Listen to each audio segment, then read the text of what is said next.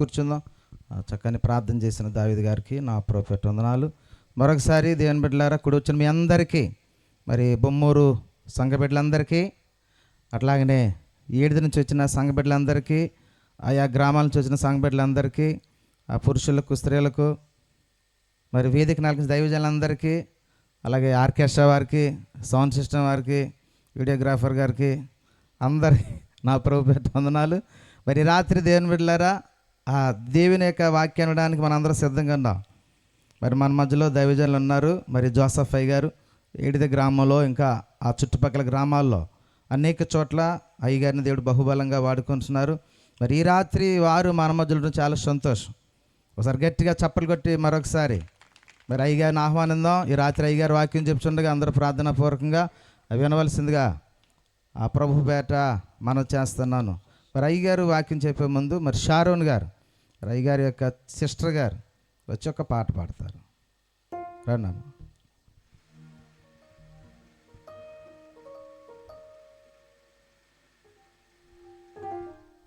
ఎలా వచ్చేస్తారు నాకు చెప్పు.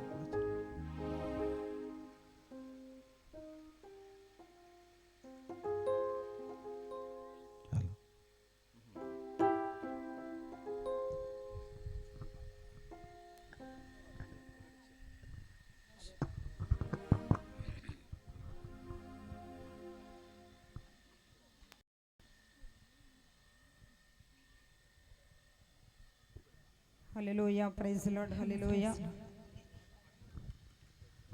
హల్లెలూయా.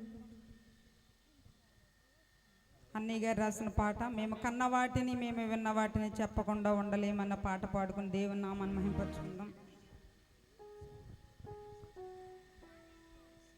మేము కన్న వాటిని మేము విన్న వాటిని మీకు చెప్పకుండా ఉండలేమయ్యా. మేము కన్న వాటిని మేము విన్న వాటిని మీకు చెప్పకుండా ఉండలేమయ్యా. మేము కన్న వాటిని మేము విన్న వాటిని మీకు చెప్పకుండా ఉండలేమయ్యా. మీకు కన్నకుండా ఉండలేమయ్యా.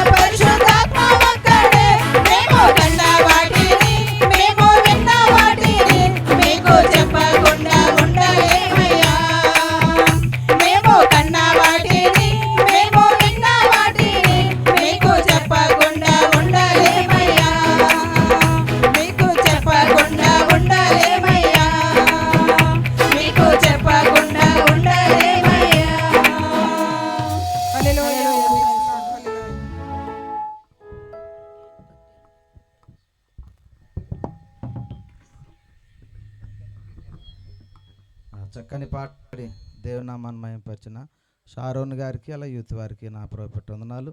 ఈ సమయంలో దేవుని బిడ్డలారా మన మధ్యలో జోసఫ్ అయ్య గారు వాక్యం చెప్పడానికి సిద్ధంగా ఉన్నారు.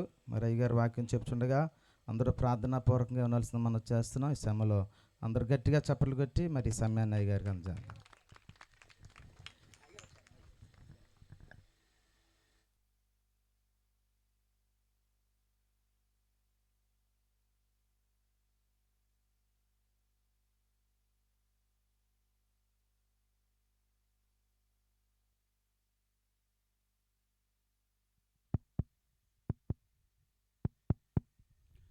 Praise the Lord. Praise the Lord. Hallelujah. Praise the Lord. Hallelujah. ప్రభువైన యేసుక్రీస్తు నామమున మీ అందరికీ హృదయపూర్వక వందనాలు చెల్లిస్తున్నాను. ఇక్కడ స్థానిక దైవజనులకు పాస్టర్ గారికి హృదయపూర్వక వందనాలు, సంఘానికి అక్కడ కూడినటువంటి దేవుని సేవకులందరికీ మరొకసారి హృదయపూర్వక వందనాలు చెల్లిస్తున్నాను. మరి ఆయా ప్రాంతాల నుంచి వచ్చినటువంటి బంధువులకు, సహోదరులకు, సంఘాలకి, మరి 7 నుంచి వచ్చిన సంఘ బిడ్డలందరికీ కూడా హృదయపూర్వక వందనాలు చెల్లిస్తున్నాను. ఎంతవరకు చక్కని కార్యక్రమంలో పాలు పొందిన భక్తులందరినీ దేవుడు ఆశీర్వదించును గాక. Praise the Lord. హల్లెలూయా. మరి చక్కని సాక్ష్యాన్ని మనం విన్నాం. ఇస్సాకు, శాంతి మరిద్దరూ ప్రభునందు రక్షించబడి ఎంతగానో ఆసక్తిగా వారు ప్రభు కొరకు జీవిస్తున్న మరి విషయాలు మనం తెలుసుకున్నాం. మరి ఎంతవరకు సాక్ష్యం ఎప్పుడు చెప్పలేదు. ఇస్సాకు ఈరోజే చక్కని సాక్ష్యం కూడా తెలియజేయడం జరిగింది. మరి అమ్మాయికి ఇలాగ జరిగిందని చెప్పగానే మరి ఫోన్ చేసి తెలియజేసినప్పుడు ప్రార్థన చేసాం. ఏం కాదులే, పర్వాలేదు, ధైర్యంగా ఉండమని చెప్పి ప్రార్థించాము. దేవుని కృప వల్ల మరి ఇక్కడ సంఘం సేవకులు చేసిన ప్రార్థనలందరూ కూడా దేవుడు ఆలకించాడు. దేవుడు చేసిన మేలుని బట్టి మనం అందరం మరి అలా జరగకపోతే ఇక్కడ రాలేము. మనం అందరం దేవుడి స్తోత్రం చెబుదాం. హల్లెలూయా. మరి అంత కఠినంగా అంత క్లిష్ట పరిస్థితులు ఎందుకు వచ్చినాయి అంటే మనం అందరం ఇక్కడ రావడానికే. దేవుడి స్తోత్రం. హల్లెలూయా. గొప్ప దేవుడు ఎవరో, ఆ కార్యం చేసినోడు ఎవరో ఇక్కడ అందరికీ తెలియజేయడానికి దేవుడు సేవకులను ఇక్కడ పిలిపించి ఇక్కడ అందరినీ కూడా సమావేశపరిచినటువంటి గొప్ప దేవుడు మన మధ్యలో ఉన్నందుకు దేవునికి మహిమ కలుగును గాక. దేవునికి స్తోత్రం చెబుదాం. హల్లెలూయా. హల్లెలూయా. మరి తండ్రి గారు కూడా, మరి అబ్రహాం గారు, మరి భార్య, వారందరూ కూడా చాలా కారణంగా మరి ఎంతగానో భక్తిగా దేవుళ్ళు సాగుతున్నటువంటి దేవుని బిడ్డలు. మరి ఈ రాత్రి ఇంత ఘనముగా ఈ కూటాన్ని జరగడానికి దేవుడు చేసిన ఆ మేలేంటో మనం అందరం విన్నాం. మరి దేవుడు కూడా ఎందుకు ఈ కార్యం చేశాడో కూడా వాక్యం ద్వారా మనం నేర్చుకుని కొన్ని విషయాలు ధ్యానం చేసుకుని త్వరగా ముగించుకుందాం. పరిశుద్ధ గ్రంథముల నుండి మనం సమయాన్ని వృధా పరచుకునగా దేవుని వాక్యాన్ని మనం విందాం. కీర్తన గ్రంథం 92వ కీర్తన 1, 2, 3, 4, 5 వచనాలు చదువుకుందాం. రైట్.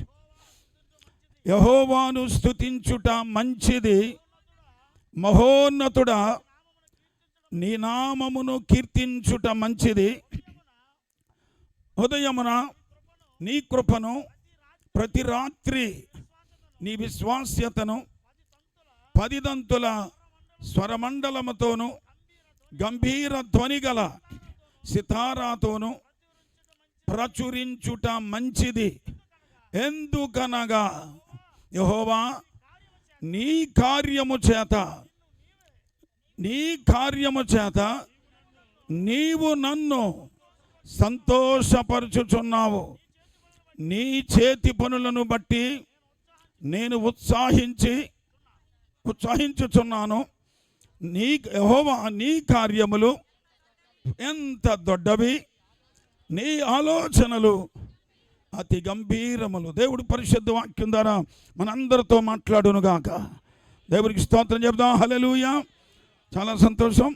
ఎందుకు దేవుడు ఈ సంతోషాన్ని కలిగించాడో చూస్తే పరిశుద్ధ గ్రంథాలకు మాట మనం చదువుకున్నాం. ఇప్పుడు దేవా నీ కార్యము చేత నీవు నన్ను సంతోషపరిచి ఉన్నావు. దేవుని కార్యముల చేత సంతోషపరుస్తున్నాడని మన వాక్యం విన్నాం. అంటే దేవుని కార్యము చేత మనలను సంతోషపరిచేవాడని ఈ రాత్రి మనం ఈ సాక్ష్యం ద్వారా మనం విన్నాము. కనుక మన జీవితాల్లో కూడా ఎలాంటి వాడో, ఆయన ఎటువంటి కార్యాలు చేస్తాడో దేవుని గ్రంథంలో అనేకమైన కార్యాలు మనం చూడగలుగుతాం.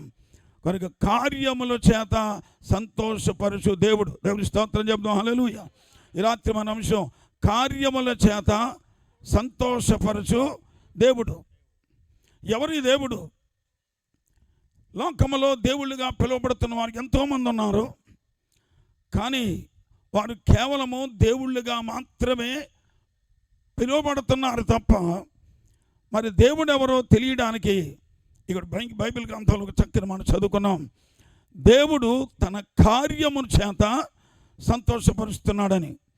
మానవ జీవితాల్లో సంతోషం కావాలి అంటే ఏదో ఒక కార్యము మన జీవితాల్లో జరగాలి. కార్యాలు జరగాలని అందరూ కూడా ఆశపడతారు. చిన్నవాళ్ళు, పెద్దవాళ్ళు, పెద్దలు, అధికారులు, గొప్పవారు, ధనికులు, దరిద్రులు అందరూ కూడా ఎదురు చూస్తారు. ఏదో కార్యం కుటుంబాల్లో వారి జీవితాల్లో జరగాలని కనిపెడతారు. కార్యాలు చేసేవాడు ఎవరు? దేవుని స్తోత్రం చెబుదాం. హల్లెలూయా. సఫలపరిచేవాడు కావాలి, కార్యం చేసేవాడు కావాలి. కార్యాలు కావాలని ఎదురు చూసేవాళ్ళు ఉన్నారు. కార్యం అందరి కుటుంబాల్లో అందరి జీవితాల్లో జరగాలని కనిపెట్టేవాళ్ళు ఉన్నారు. కానీ కార్యాలు చేసే దేవుణ్ణి మానవులు తెలుసుకుంటేనే మంచిది. దేవుని స్తోత్రం చెబుదాం. హల్లెలూయా. ఆ దేవుణ్ణి మనం తెలుసుకోవాలి అంటే కార్యములను మనం పరిశీలన చేయాలి. ఇప్పుడు కార్యము ఎవరు చేశారు? చావలసినటువంటి మనిషిని ఇక సుఖం లేదు, చాలా క్లిష్ట పరిస్థితులు ఉంది అనే పరిస్థితులకు తీసుకెళ్ళవలసినటువంటి మనిషిని దేవుడు మరలా తిరిగి ఇంటికి తీసుకొచ్చే కార్యాన్ని, బ్రతికించిన కార్యాన్ని చేసిన వాడు దేవుడు ఒక్కడే. దేవుని స్తోత్రం చెబుదాం. హల్లెలూయా. అందుకే నా దేవుడు ఒక చక్కని విషయాన్ని తెలియపరుస్తున్నాడు. చూడండి, ద్వితీయోపదేశకాండం 32వ అధ్యాయం 39వ వచనం చూస్తే దేవుడే పలుకుతున్న ఒక గొప్ప మాట చూడండి. ఇదిగో నేనే దేవుడను, నేను తప్ప వేరొక దేవుడు లేడు. మృతి నొందించువాడను, బ్రతికించువాడను నేనే. గాయపరిచేవాడను, స్వస్థపరచువాడను నేనే. నా చేతిలో నుండి విడిపించువాడు ఎవడునో లేడు. దేవుని స్తోత్రం చెప్దాం. హల్లెలూయా. చూడండి, దేవుడు అనేవాడు చెప్తున్నాడు. సర్వలోకాన్ని సృష్టించినవాడు, మానవ జాతిని ఈ విధంగా నిర్మించినవాడు. ఆయన చెప్తున్న మాట ఏంటో తెలుసా? నేనే దేవుణ్ణి. నేనే అనగలిగిన వాడు దేవుడు ఒక్కడే. ఈ ప్రపంచంలో సృష్టించినవాడు నేనే అనగలిగిన వాడు ఒక్కడే. అందుకే ఆ దేవుడే చెప్తున్నాడు, నేను ఒక్కడనే ఆకాశ విశాలమును పరిచానంటాడు. 44వ అధ్యాయంలో యెషయా గ్రంథంలో 24వ వచనంలో చెప్తాడు. కనుక దేవుడు మృతి నొందించ చేసేవాడు ఆయనే, బ్రతికించేవాడు ఆయనే. బ్రతికించే దేవుడు ఒకడు లేడు, మృతి నొందింపజేసే దేవుడు మరొకడు లేడు. ఏది చేసినా దేవుడే చేయాలి. అర్థమైందా? పడగొట్టిన ఆయనే, నిలబెట్టిన ఆయనే. చూసారా? తగ్గించిన ఆయనే, హెచ్చించిన ఆయనే. కనుక ఏ కార్యము చేయాలన్నా దేవుడు మాత్రమే తప్పనిసరిగా మానవ జీవితాలకు అవసరమై ఉన్నాడు. దేవుడి స్తోత్రం చెప్దాం. హల్లెలూయా. నాకెవరక్కర్లేదు, నా ఇష్టానుసారి నేను బతికేస్తాను, నేనే అన్ని కార్యాలు చేసేసుకోగలను అని ఎవరైనా అనుకుంటే వారు బుద్ధిహీనులు.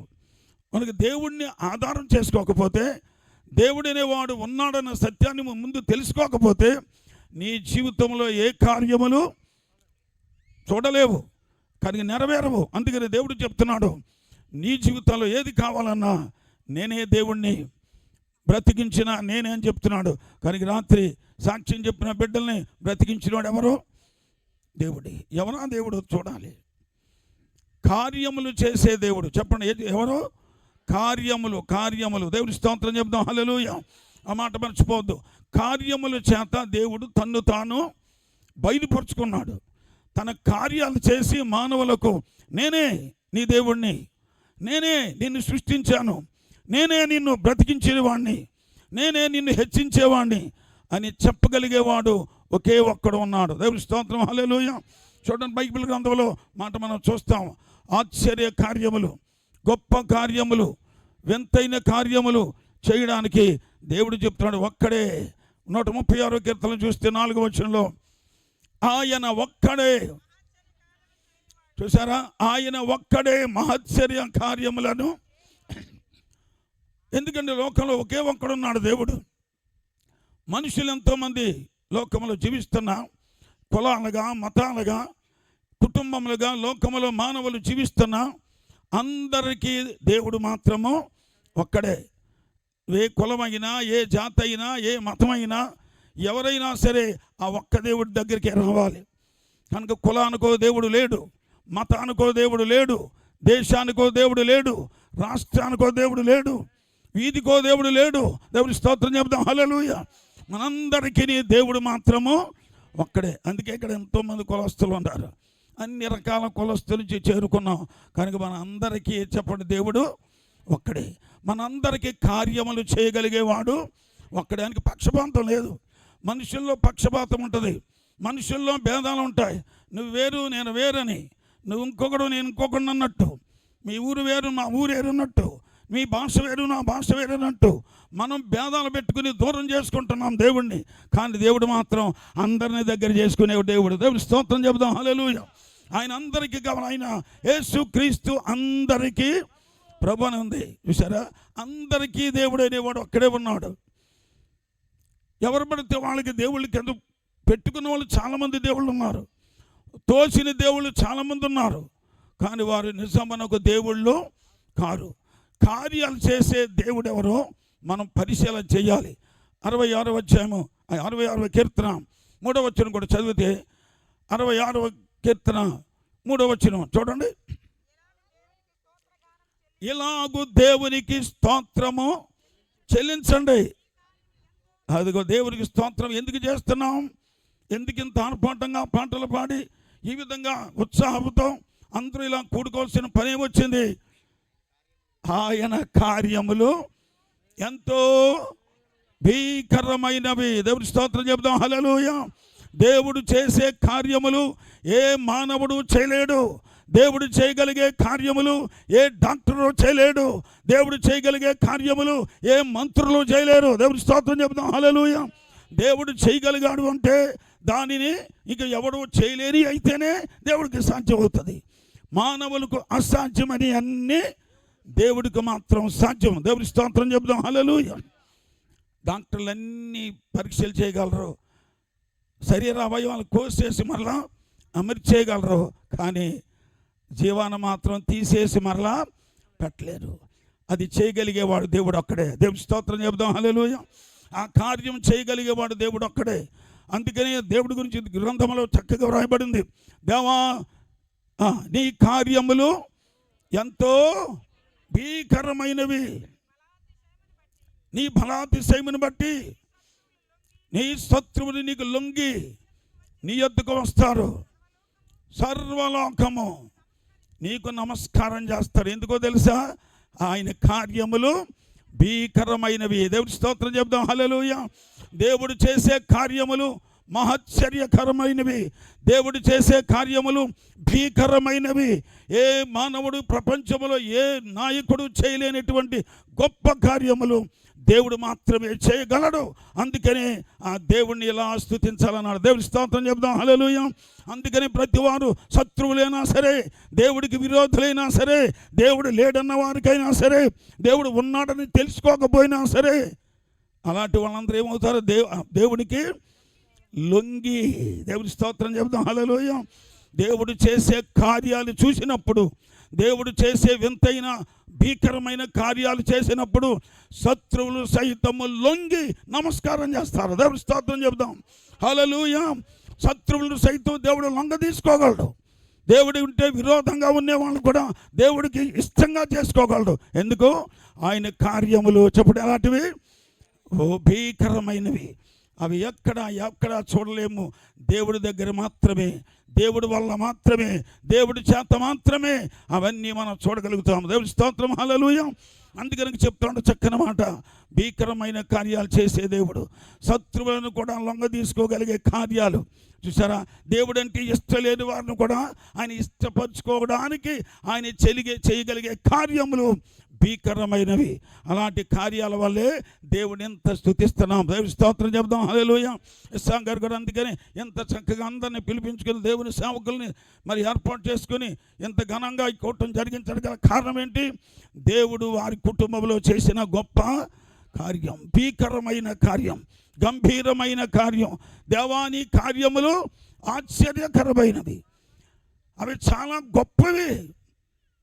పశుప్రాయులు వాటిని గ్రహించలేరు, అవివేకులు వివేచించలేరు. అర్థం కాదు, బతికేశారా, ఊరికే బతికేశారా, ఊరికే జరిగిపోయిందా, రకరకాలుగా మాట్లాడుకునే వాళ్ళు ఉంటారు.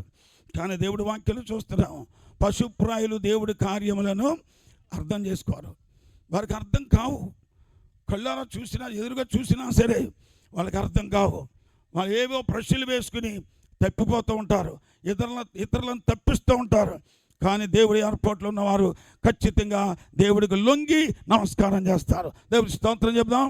హల్లెలూయా, హల్లెలూయా. 126వ కీర్తన కూడా చూసినట్లయితే 126వ కీర్తన 3వ వచనం, యెహోవా మన కొరకు గొప్ప కార్యములు చేసి ఉన్నాడు. ఏ కార్యములు? గొప్ప. చిన్న చిన్న ఎవడైనా చేసేస్తాడు. ఎంతనండి? చిన్న చిన్న కార్యాలు ఎవడ పడితే చేసేస్తాడు. సామాన్యం మనుషులు కూడా ఏవో చేసేసుకోగలని గొప్పలు చెప్పుకునే వాళ్ళు ఉన్నారు. కానీ శాస్త్రవేత్తలకు కూడా తెలియనటువంటి కార్యాలు చేయగలిగేవాడు ఎవరో? దేవుడు మాత్రమే. దేవుడి స్తోత్రం చెప్దాం. హల్లెలూయా, హల్లెలూయా.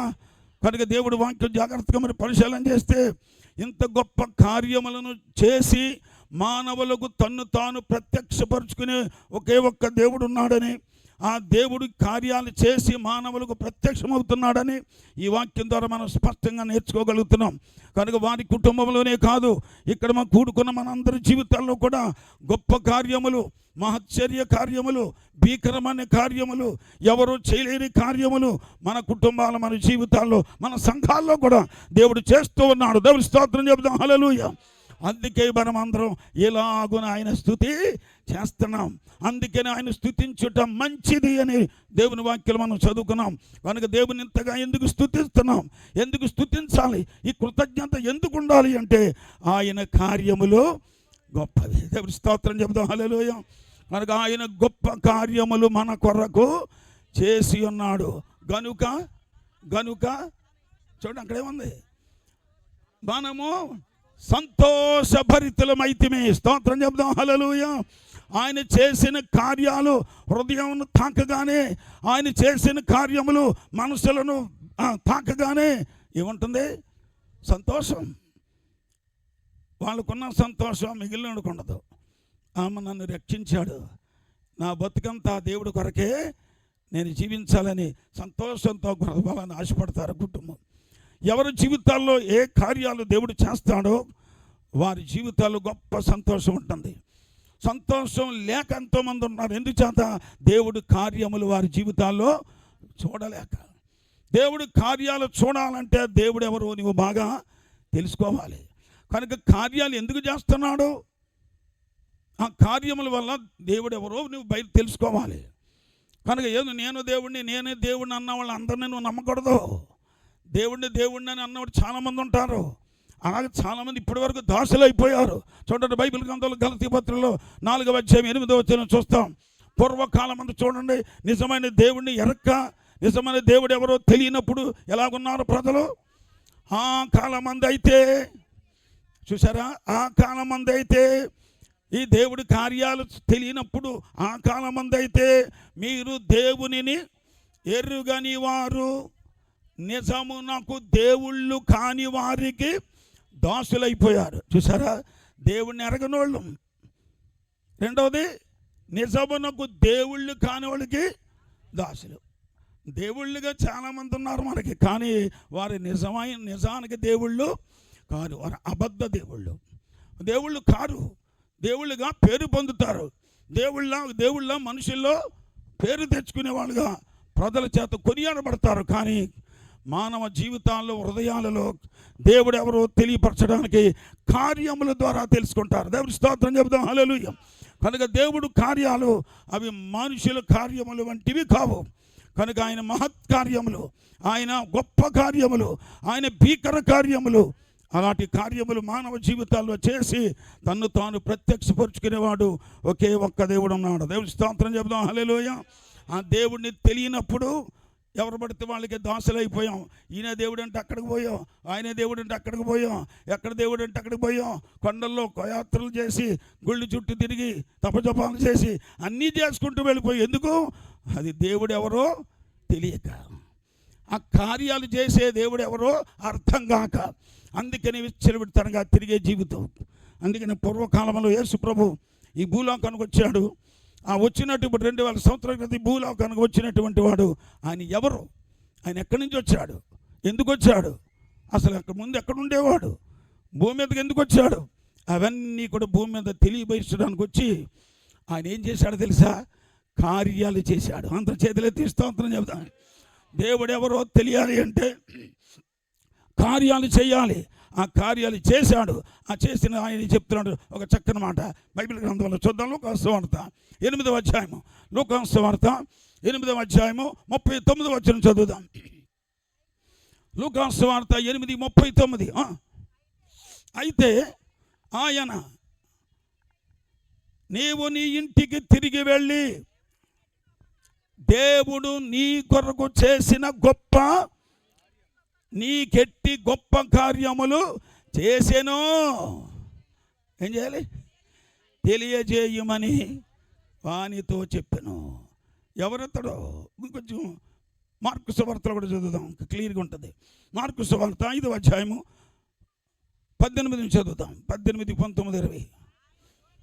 ఆయన ధోని ఎక్కినప్పుడు, జాగ్రత్త చూడండి, దయ్యముల పట్టినవాడు ఆయన యొద్ద తన్ను ఉండనిమ్మని ఆయనను బతిమాలు కొనగా, ఆయన అతనికి సెలవియ్యక, నీవు నీ ఇంటి వారి యొద్దకు వెళ్ళి ప్రభువు నీ యందు కనికరపడి నీకు చేసిన కార్యములన్నిటినీ ఆ ఇంటి వారికి తెలియజేయమని పంపేశాను. అందరి చేతులెత్తి స్తోత్రం చెబుదాం.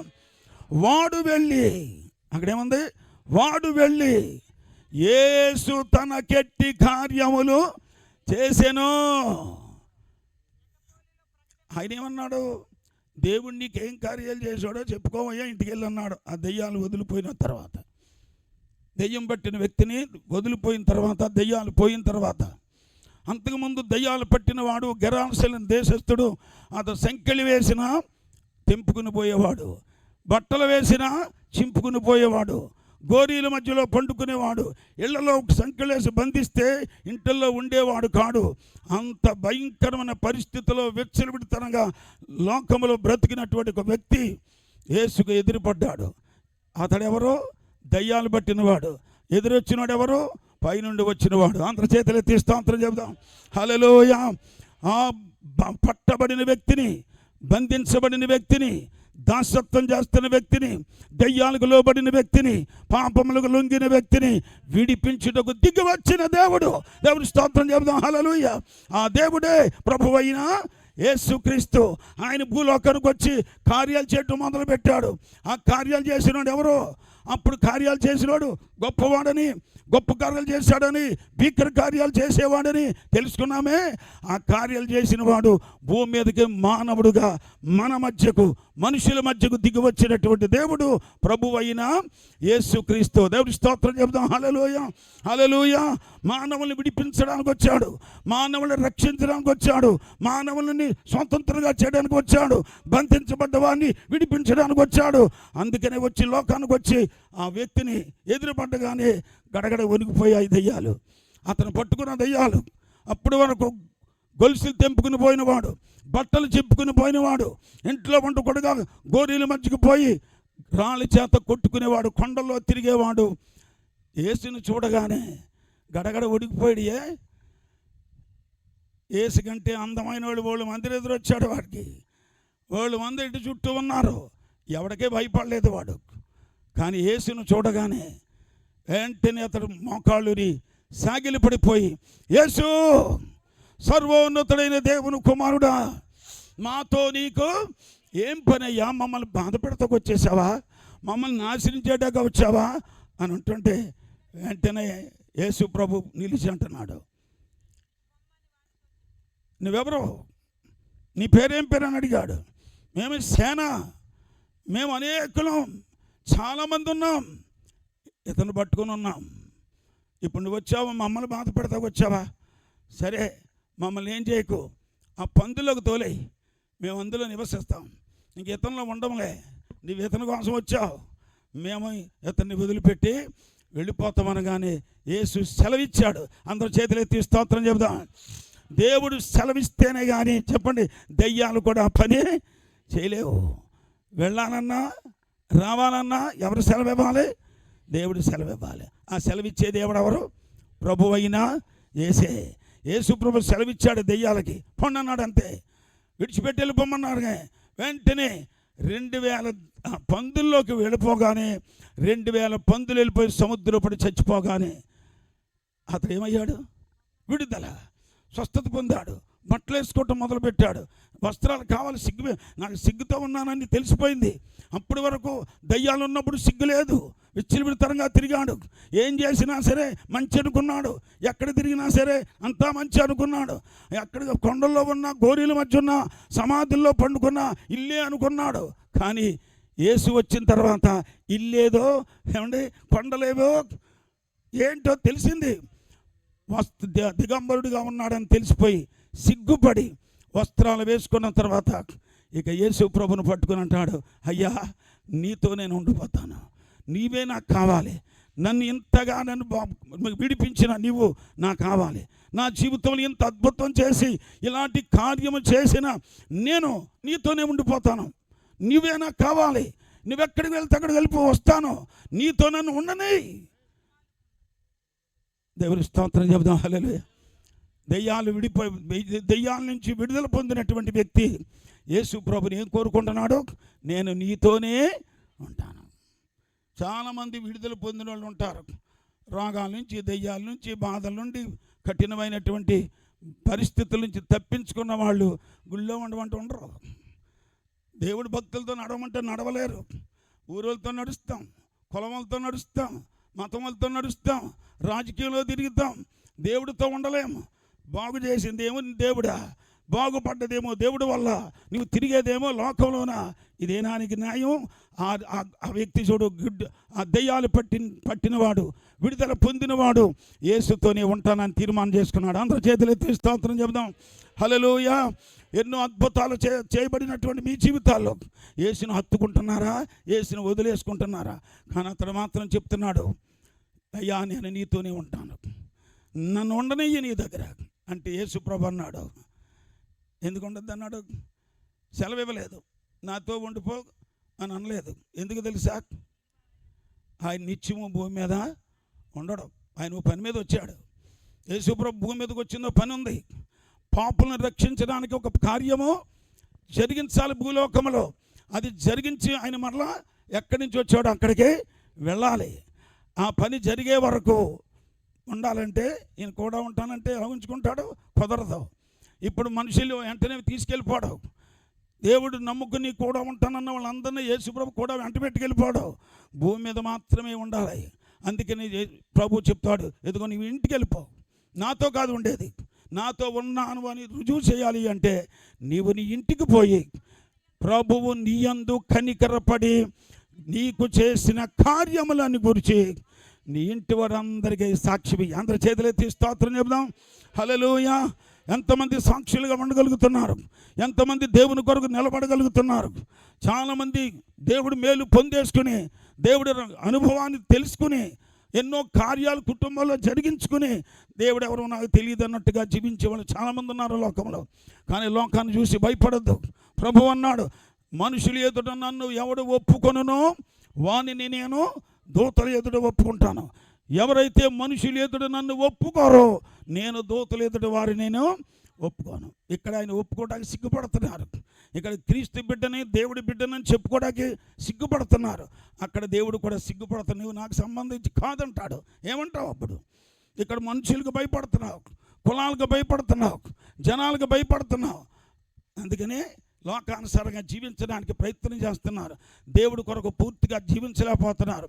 దేవుడు ఎలా సేవించమన్నాడు? ఆయన్ని పూర్ణ ఆత్మతోనూ, పూర్ణ హృదయముతోనూ, పూర్ణ బలముతోనూ దేవుణ్ణి సేవించమంటే అంతా సగం భక్తి. ఇప్పుడు ఎలా ఉన్నారు చాలామంది? పూర్తి భక్తి లేదు. చూసారా? జీవితాలు జాగ్రత్తగా ఆలోచన చేసుకోవాలి. మనము దేవుడితో ఏ విధంగా జీవించగలుగుతున్నాం, దేవుడి వల్ల మనం పొందినటువంటి కార్యములు ఎంత అద్భుతమైనవో, ఎవరూ చేయలేని కార్యాలు నీ కుటుంబంలో, నీ జీవితంలో చేసినప్పుడు నీవు దేవుడితో, ఆయన వాక్యంతో, ఆయన సన్నిధిలో, ఆయన ఆరాధన భక్తిలో ఎంతగానో ఆయనతో కలిసి జీవించగలుగుతున్నావు, సహవాసం చేయగలుగుతున్నావు, అది దేవుడు నీకు కనిపెడుతున్నాడు, చూస్తున్నాడు. అందుకనే దేవుడి గ్రంథంలో మనం చూస్తున్నాం, కార్యములు చేసిన దేవుడు ఎవరో భూమి మీదకి వచ్చి చూపించాడు అంటే ప్రభువైన యేసుక్రీస్తే. అందరూ చేతులెత్తి స్తోత్రం చెబుదాం. హల్లెలూయా. పూర్వకాలంలో పనిచేశాడు. భూమి మీదకి రాకముందు ఏ పని చేశాడు? భూమి మీదకి రాకముందు ఒక కార్యం చేశాడు. 66వ కీర్తన చదువుకున్నాం చూడండి. అక్కడ ఆ కిందకు చక్కని మాట ఉంటుంది.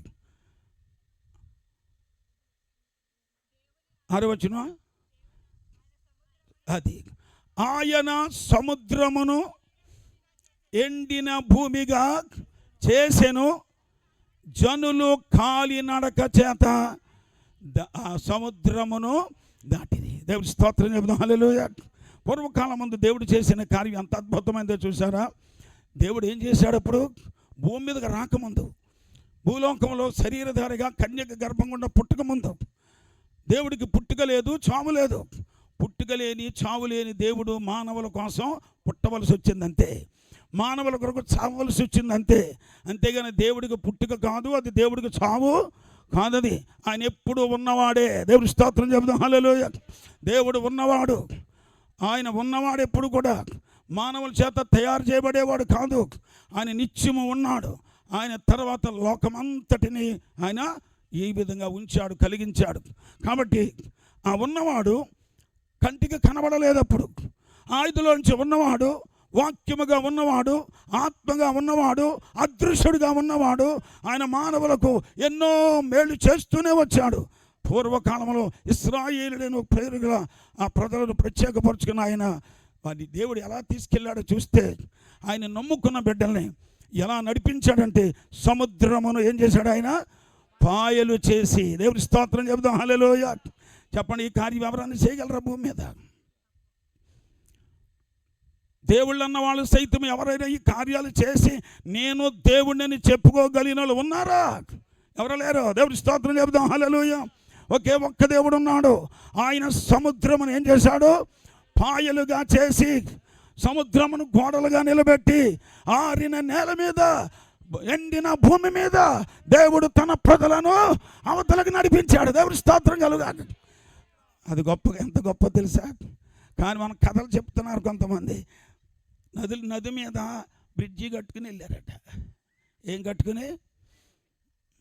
కోతులు కట్టారని ఒకడు, మనుషులు కట్టారని ఒకరు. ఏం కట్టుకున్నారు? బ్రిడ్జి కట్టుకుని అవతలకి అంటుంది. పెద్ద గొప్ప కాదు ఏమండి. సముద్రాన్ని పాయలు చేసి అవతలకి వెళ్ళటం గొప్ప. దేవుడి స్తోత్రం చెబుదాం సరే. హల్లెలూయా. కనుక పైన బ్రిడ్జిలు కట్టుకుని వెళ్ళేది అది మనుషులు చేసే పనులవి. ఆనకట్టలు కట్టుకుని వెళ్ళేది, బ్రిడ్జిలు కట్టుకుని వెళ్ళేది, అవన్నీ మనుషుల ప్రయత్నాలు. అవి సామాన్యంగా మనుషులు చేసుకునేవి. కానీ మనుషులు చేయలేవి ఏమంటే సముద్రాన్ని పాయలు చేయలేరు మనుషులు. సముద్రాన్ని 2 పాయలుగా చేయలేరు. సముద్రంలో నుంచి నడిచి వెళ్ళలేరు. అందరి చేతులెత్తి స్తోత్రం చెబుదాం. హల్లెలూయా. సముద్రంలో నుంచి నడిచి వెళ్ళడానికి వాళ్ళు ఏం చేశారు? ఆరిన నేలలో నడిచి వెళ్ళేలాగా సముద్రాన్ని 2 పాయలుగా చేయగలిగిన సత్తా ఉన్నవాడు దేవుడు ఒక్కడే. దేవుడి స్తోత్రం. హల్లెలూయా. ఆ దేవుడు సముద్రములో నడిపించేశాడు. తన ప్రజల ముందు నడిచాడు. తన ప్రజల ముందు తన భక్తుడు నడిచాడు. ఆ భక్తుడి వెనక ఎవరు నడిచారు? ఇశ్రాయేలులందరూ లక్షల మంది ఆరిన నేల మీద నడిచిపోయిరి. దేవుడి స్తోత్రం. హల్లెలూయా. ఎంత గొప్ప దేవుడిని ఏనాడు ఆయన ఆలోచన చేశారా? ఇలాంటి గొప్ప కార్యం చేయగలిగిన దేవుడు ఎవరో అర్థం చేసుకున్నారా? ఇప్పటికీ ప్రపంచం అదేదో ఆ దేవుడు ఎవరో అన్నట్టుగా ఒక మాయలో పడిపోతున్నారు. ఆ సముద్రమును పాయలు చేసిన దేవుడే ఈ భూలోకానికి దిగి వచ్చాడు. అందరి చేతులెత్తి స్తోత్రం చెబుదాం. ఆ దేవుడు ఎవరో తెలియజేయాలంటే సముద్రాన్నే పాయలు చేయగలిగిన దేవుడు ఎవరో మానవులకు కార్యాలు చేసి చూపించాలి కనుక ఆయన భూమి మీదకి వచ్చి ఆయన శిష్యులను 12 మందిని ఏర్పాటు చేసుకుని ఏం చేశాడు? అక్కడేమో ఇశ్రాయేలీని ఏర్పరచుకుని నడిపించాడు. ఆయన భూమి మీదకి వచ్చి 12 మంది శిష్యులను ఎన్నుకొని ఆయన సముద్రం మీదకు ప్రయాణం చేశాడు. అందరూ దేవుని స్తోత్రం చెబుదాం సరే. హల్లెలూయా, హల్లెలూయా. సముద్రం మీద ప్రయాణం చేయించాడు. సముద్రం మీద వెళుతున్నప్పుడు నావలో వెళ్ళారు. మనుషులందరూ శరీరంతో ఉన్నారు కనుక నావలోనే వెళ్ళాలి. నావలోనే వెళ్ళారు. ఆయన కూడా మనిషిలాగే ఉన్నాడు కనుక శిష్యులతో పాటు ఈయన కూడా నావలోనే వెళ్ళాడు. నావలో వెళ్ళాడు కానీ ఆయన నిద్రపోయినట్టు పండుకున్నాడు. ఎందుకో వీళ్ళు ఇప్పుడు దేవుడు కార్యం ఏంటో ఇప్పుడు వాళ్ళకి చూపించాలి. దేవుడు ఎవరో, దేవుడు కార్యాలు ఎలాంటివో ఇప్పుడు వాళ్ళకి చూపించాలంటే ఆయన మౌనం అయిపోయి మత్తెక్కిపోయిన వాడు వల్లే నిద్రపోతున్నట్టు ఆ అవనం మీద నిద్రపోతున్నాడు. ఈ లోపల రేపేశాడు. ఎవరు చెప్పాను కదా, తుఫాను రేపువాడు ఆయనే, తుఫాను ఆపువాడు, సముద్రమును పాయలు చేసేవాడు ఆయనే, సముద్రమును మరలా కలిపేసేవాడు. దేవుని స్తోత్రం చెప్దాం. హల్లెలూయా. అందుకనే ఆయన పండుకున్నాడు, తుఫాను రేపాడు, తుఫాను లేచిపోయింది.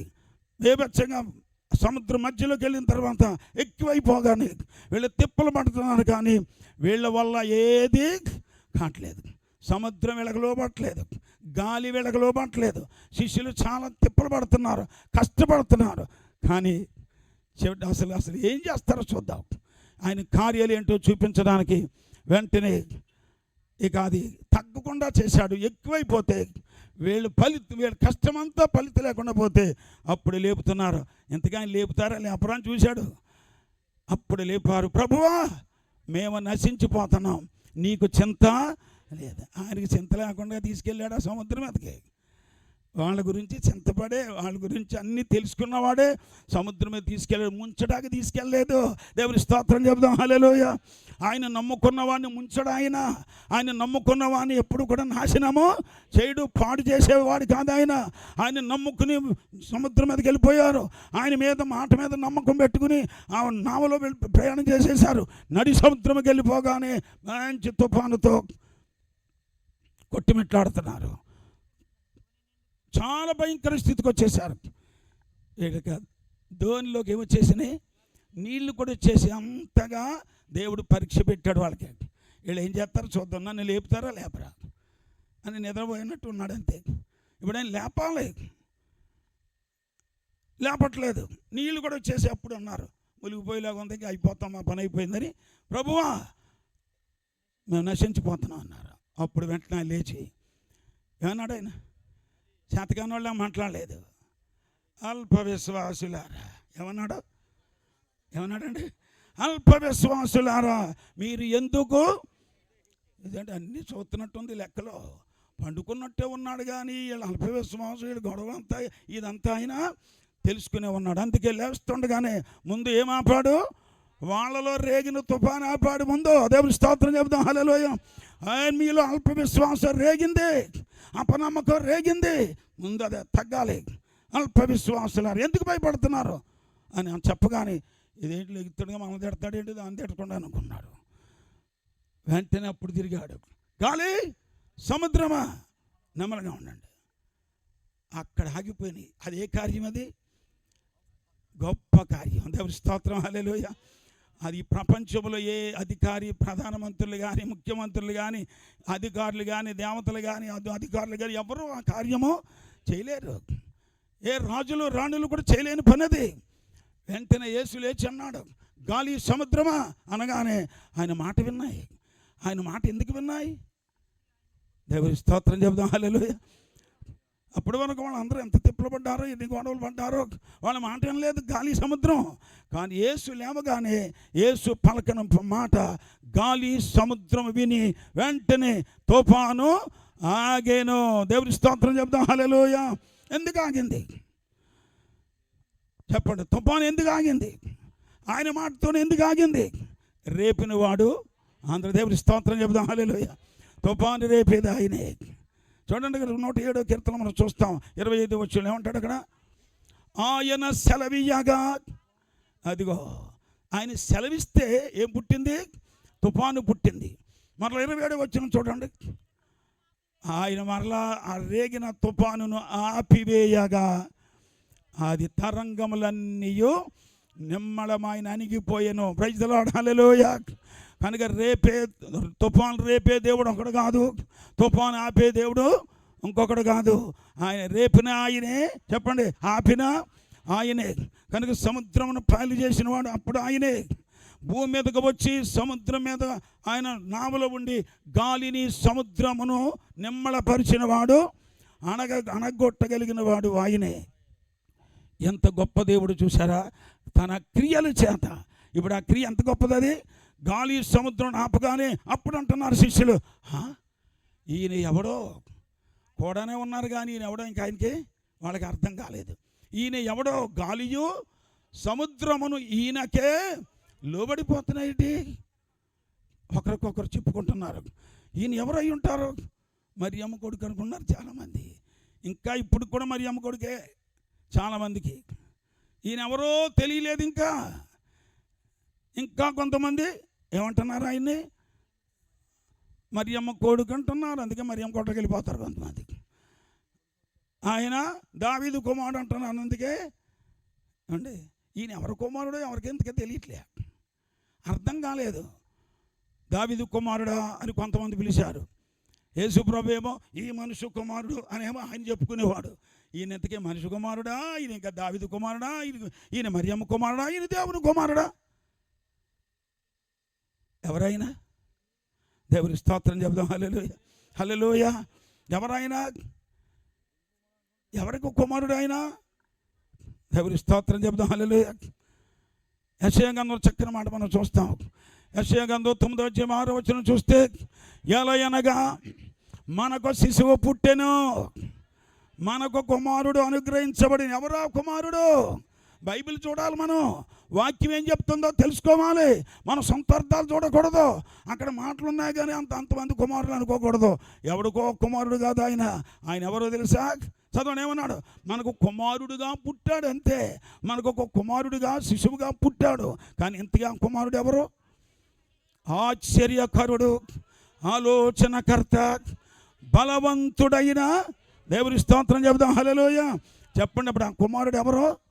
బలవంతుడైన దేవుడు. ఆ కుమారుడు అని పిలుస్తున్న ఆయన ఎవరో? నిత్యుడగు. చూసుకోండి, అక్కడ వాక్యం మీకు ఉందో, మీరు అండర్లైన్ చేసుకోండి. కుమారుడు అంటే కుమారుడు కాదు. కుమారుడు అనగా కుమారుడిగా ఎందుకు పుట్టాడు అంటే ఆయన నిత్యుడగు తండ్రి అయి ఉన్నాడు, ఆయన బలవంతుడైన దేవుడై ఉన్నాడు, ఆయన సమాధాన కర్త అయి ఉన్నాడు. ఇప్పుడు చెప్పండి, ఆయన ఎవరు? కుమారుడేనా? కుమారుడుగా వచ్చాడు కానీ ఆయన నిత్యుడగు తండ్రి. ఆయన మానవుడిగా వచ్చాడు కానీ ఆయన బలవంతుడైన దేవుడు. అందరి చేతులెత్తి స్తోత్రం చెబుదాం. మీకు ఇంకా అపోస్తలుడైన పౌలు గారు గ్రంథం అంతా తెలిసి, ధర్మశాస్త్రం అంతా ఎరిగి, పాత నిబంధన గ్రంథం అంతా తెలుసుకున్నటువంటి భక్తుడు అద్భుతమైన మాట రాశాడు. రోమాపత్రిక 3వ అధ్యాయం, రోమాపత్రిక 9వ అధ్యాయం 5వ వచనం, రోమాపత్రిక 9వ అధ్యాయం 5వ వచనం చూడేమంటాడు? పితరులు వీరి వారు, అదిగోండి, శరీరమును బట్టి మాత్రమే క్రీస్తు వారిలో పుట్టాడు. ఎవరిలో? ఇశ్రాయేలీలో. ఇశ్రాయేలీలో ఎందుకు ఎలా పుట్టాడు ఆయన? శరీరమును బట్టి మాత్రమే వారిలో పుట్టెను గాని. ఈయన ఎవరు? ఆ పుట్టినోడు ఎవరు? ఎవరికి కుమారుడు? ఎవరికి సంబంధించాడు? ఎవరికి సంబంధించిన వాడు? అక్కడ రాయబడింది, ఈయన సర్వాధికారి అయిన దేవుడై ఉండి. అర్థమైందా? ఆయన ఇంకా కుమారుడుగా లేడు. ఆయన ఎవరై ఉన్నాడు? ఆయన కుమారుడుగానే పుట్టాడు కానీ ఆయన ఎవరో? సర్వాధికారి అయిన దేవుడై ఉండి నిరంతరము స్తోత్రార్హుడు, ఎల్ల కాలము. చూసారా? దేవుని స్తోత్రం చెబుదాం. హల్లెలూయా. చెప్పండి, ఆయన ఎవరు? పుట్టింది కుమారుడిగానే పుట్టాడు ఇశ్రాయేలీలో, కానీ ఆయన కుమారుడు మాత్రం ఎవరికో కుమారుడు మాత్రం కాదు. కుమారుడిగా పుట్టిన ఆయన కుమారుడిగా మనం తెలిసి చూడకూడదు. ఆయన ఏమని చూడాలి? సర్వాధికారి అయిన దేవుడు. దేవుడి స్తోత్రం చెబుదాం. హల్లెలూయా. దేవుణ్ణి మొక్కలు చేసేస్తున్నారు.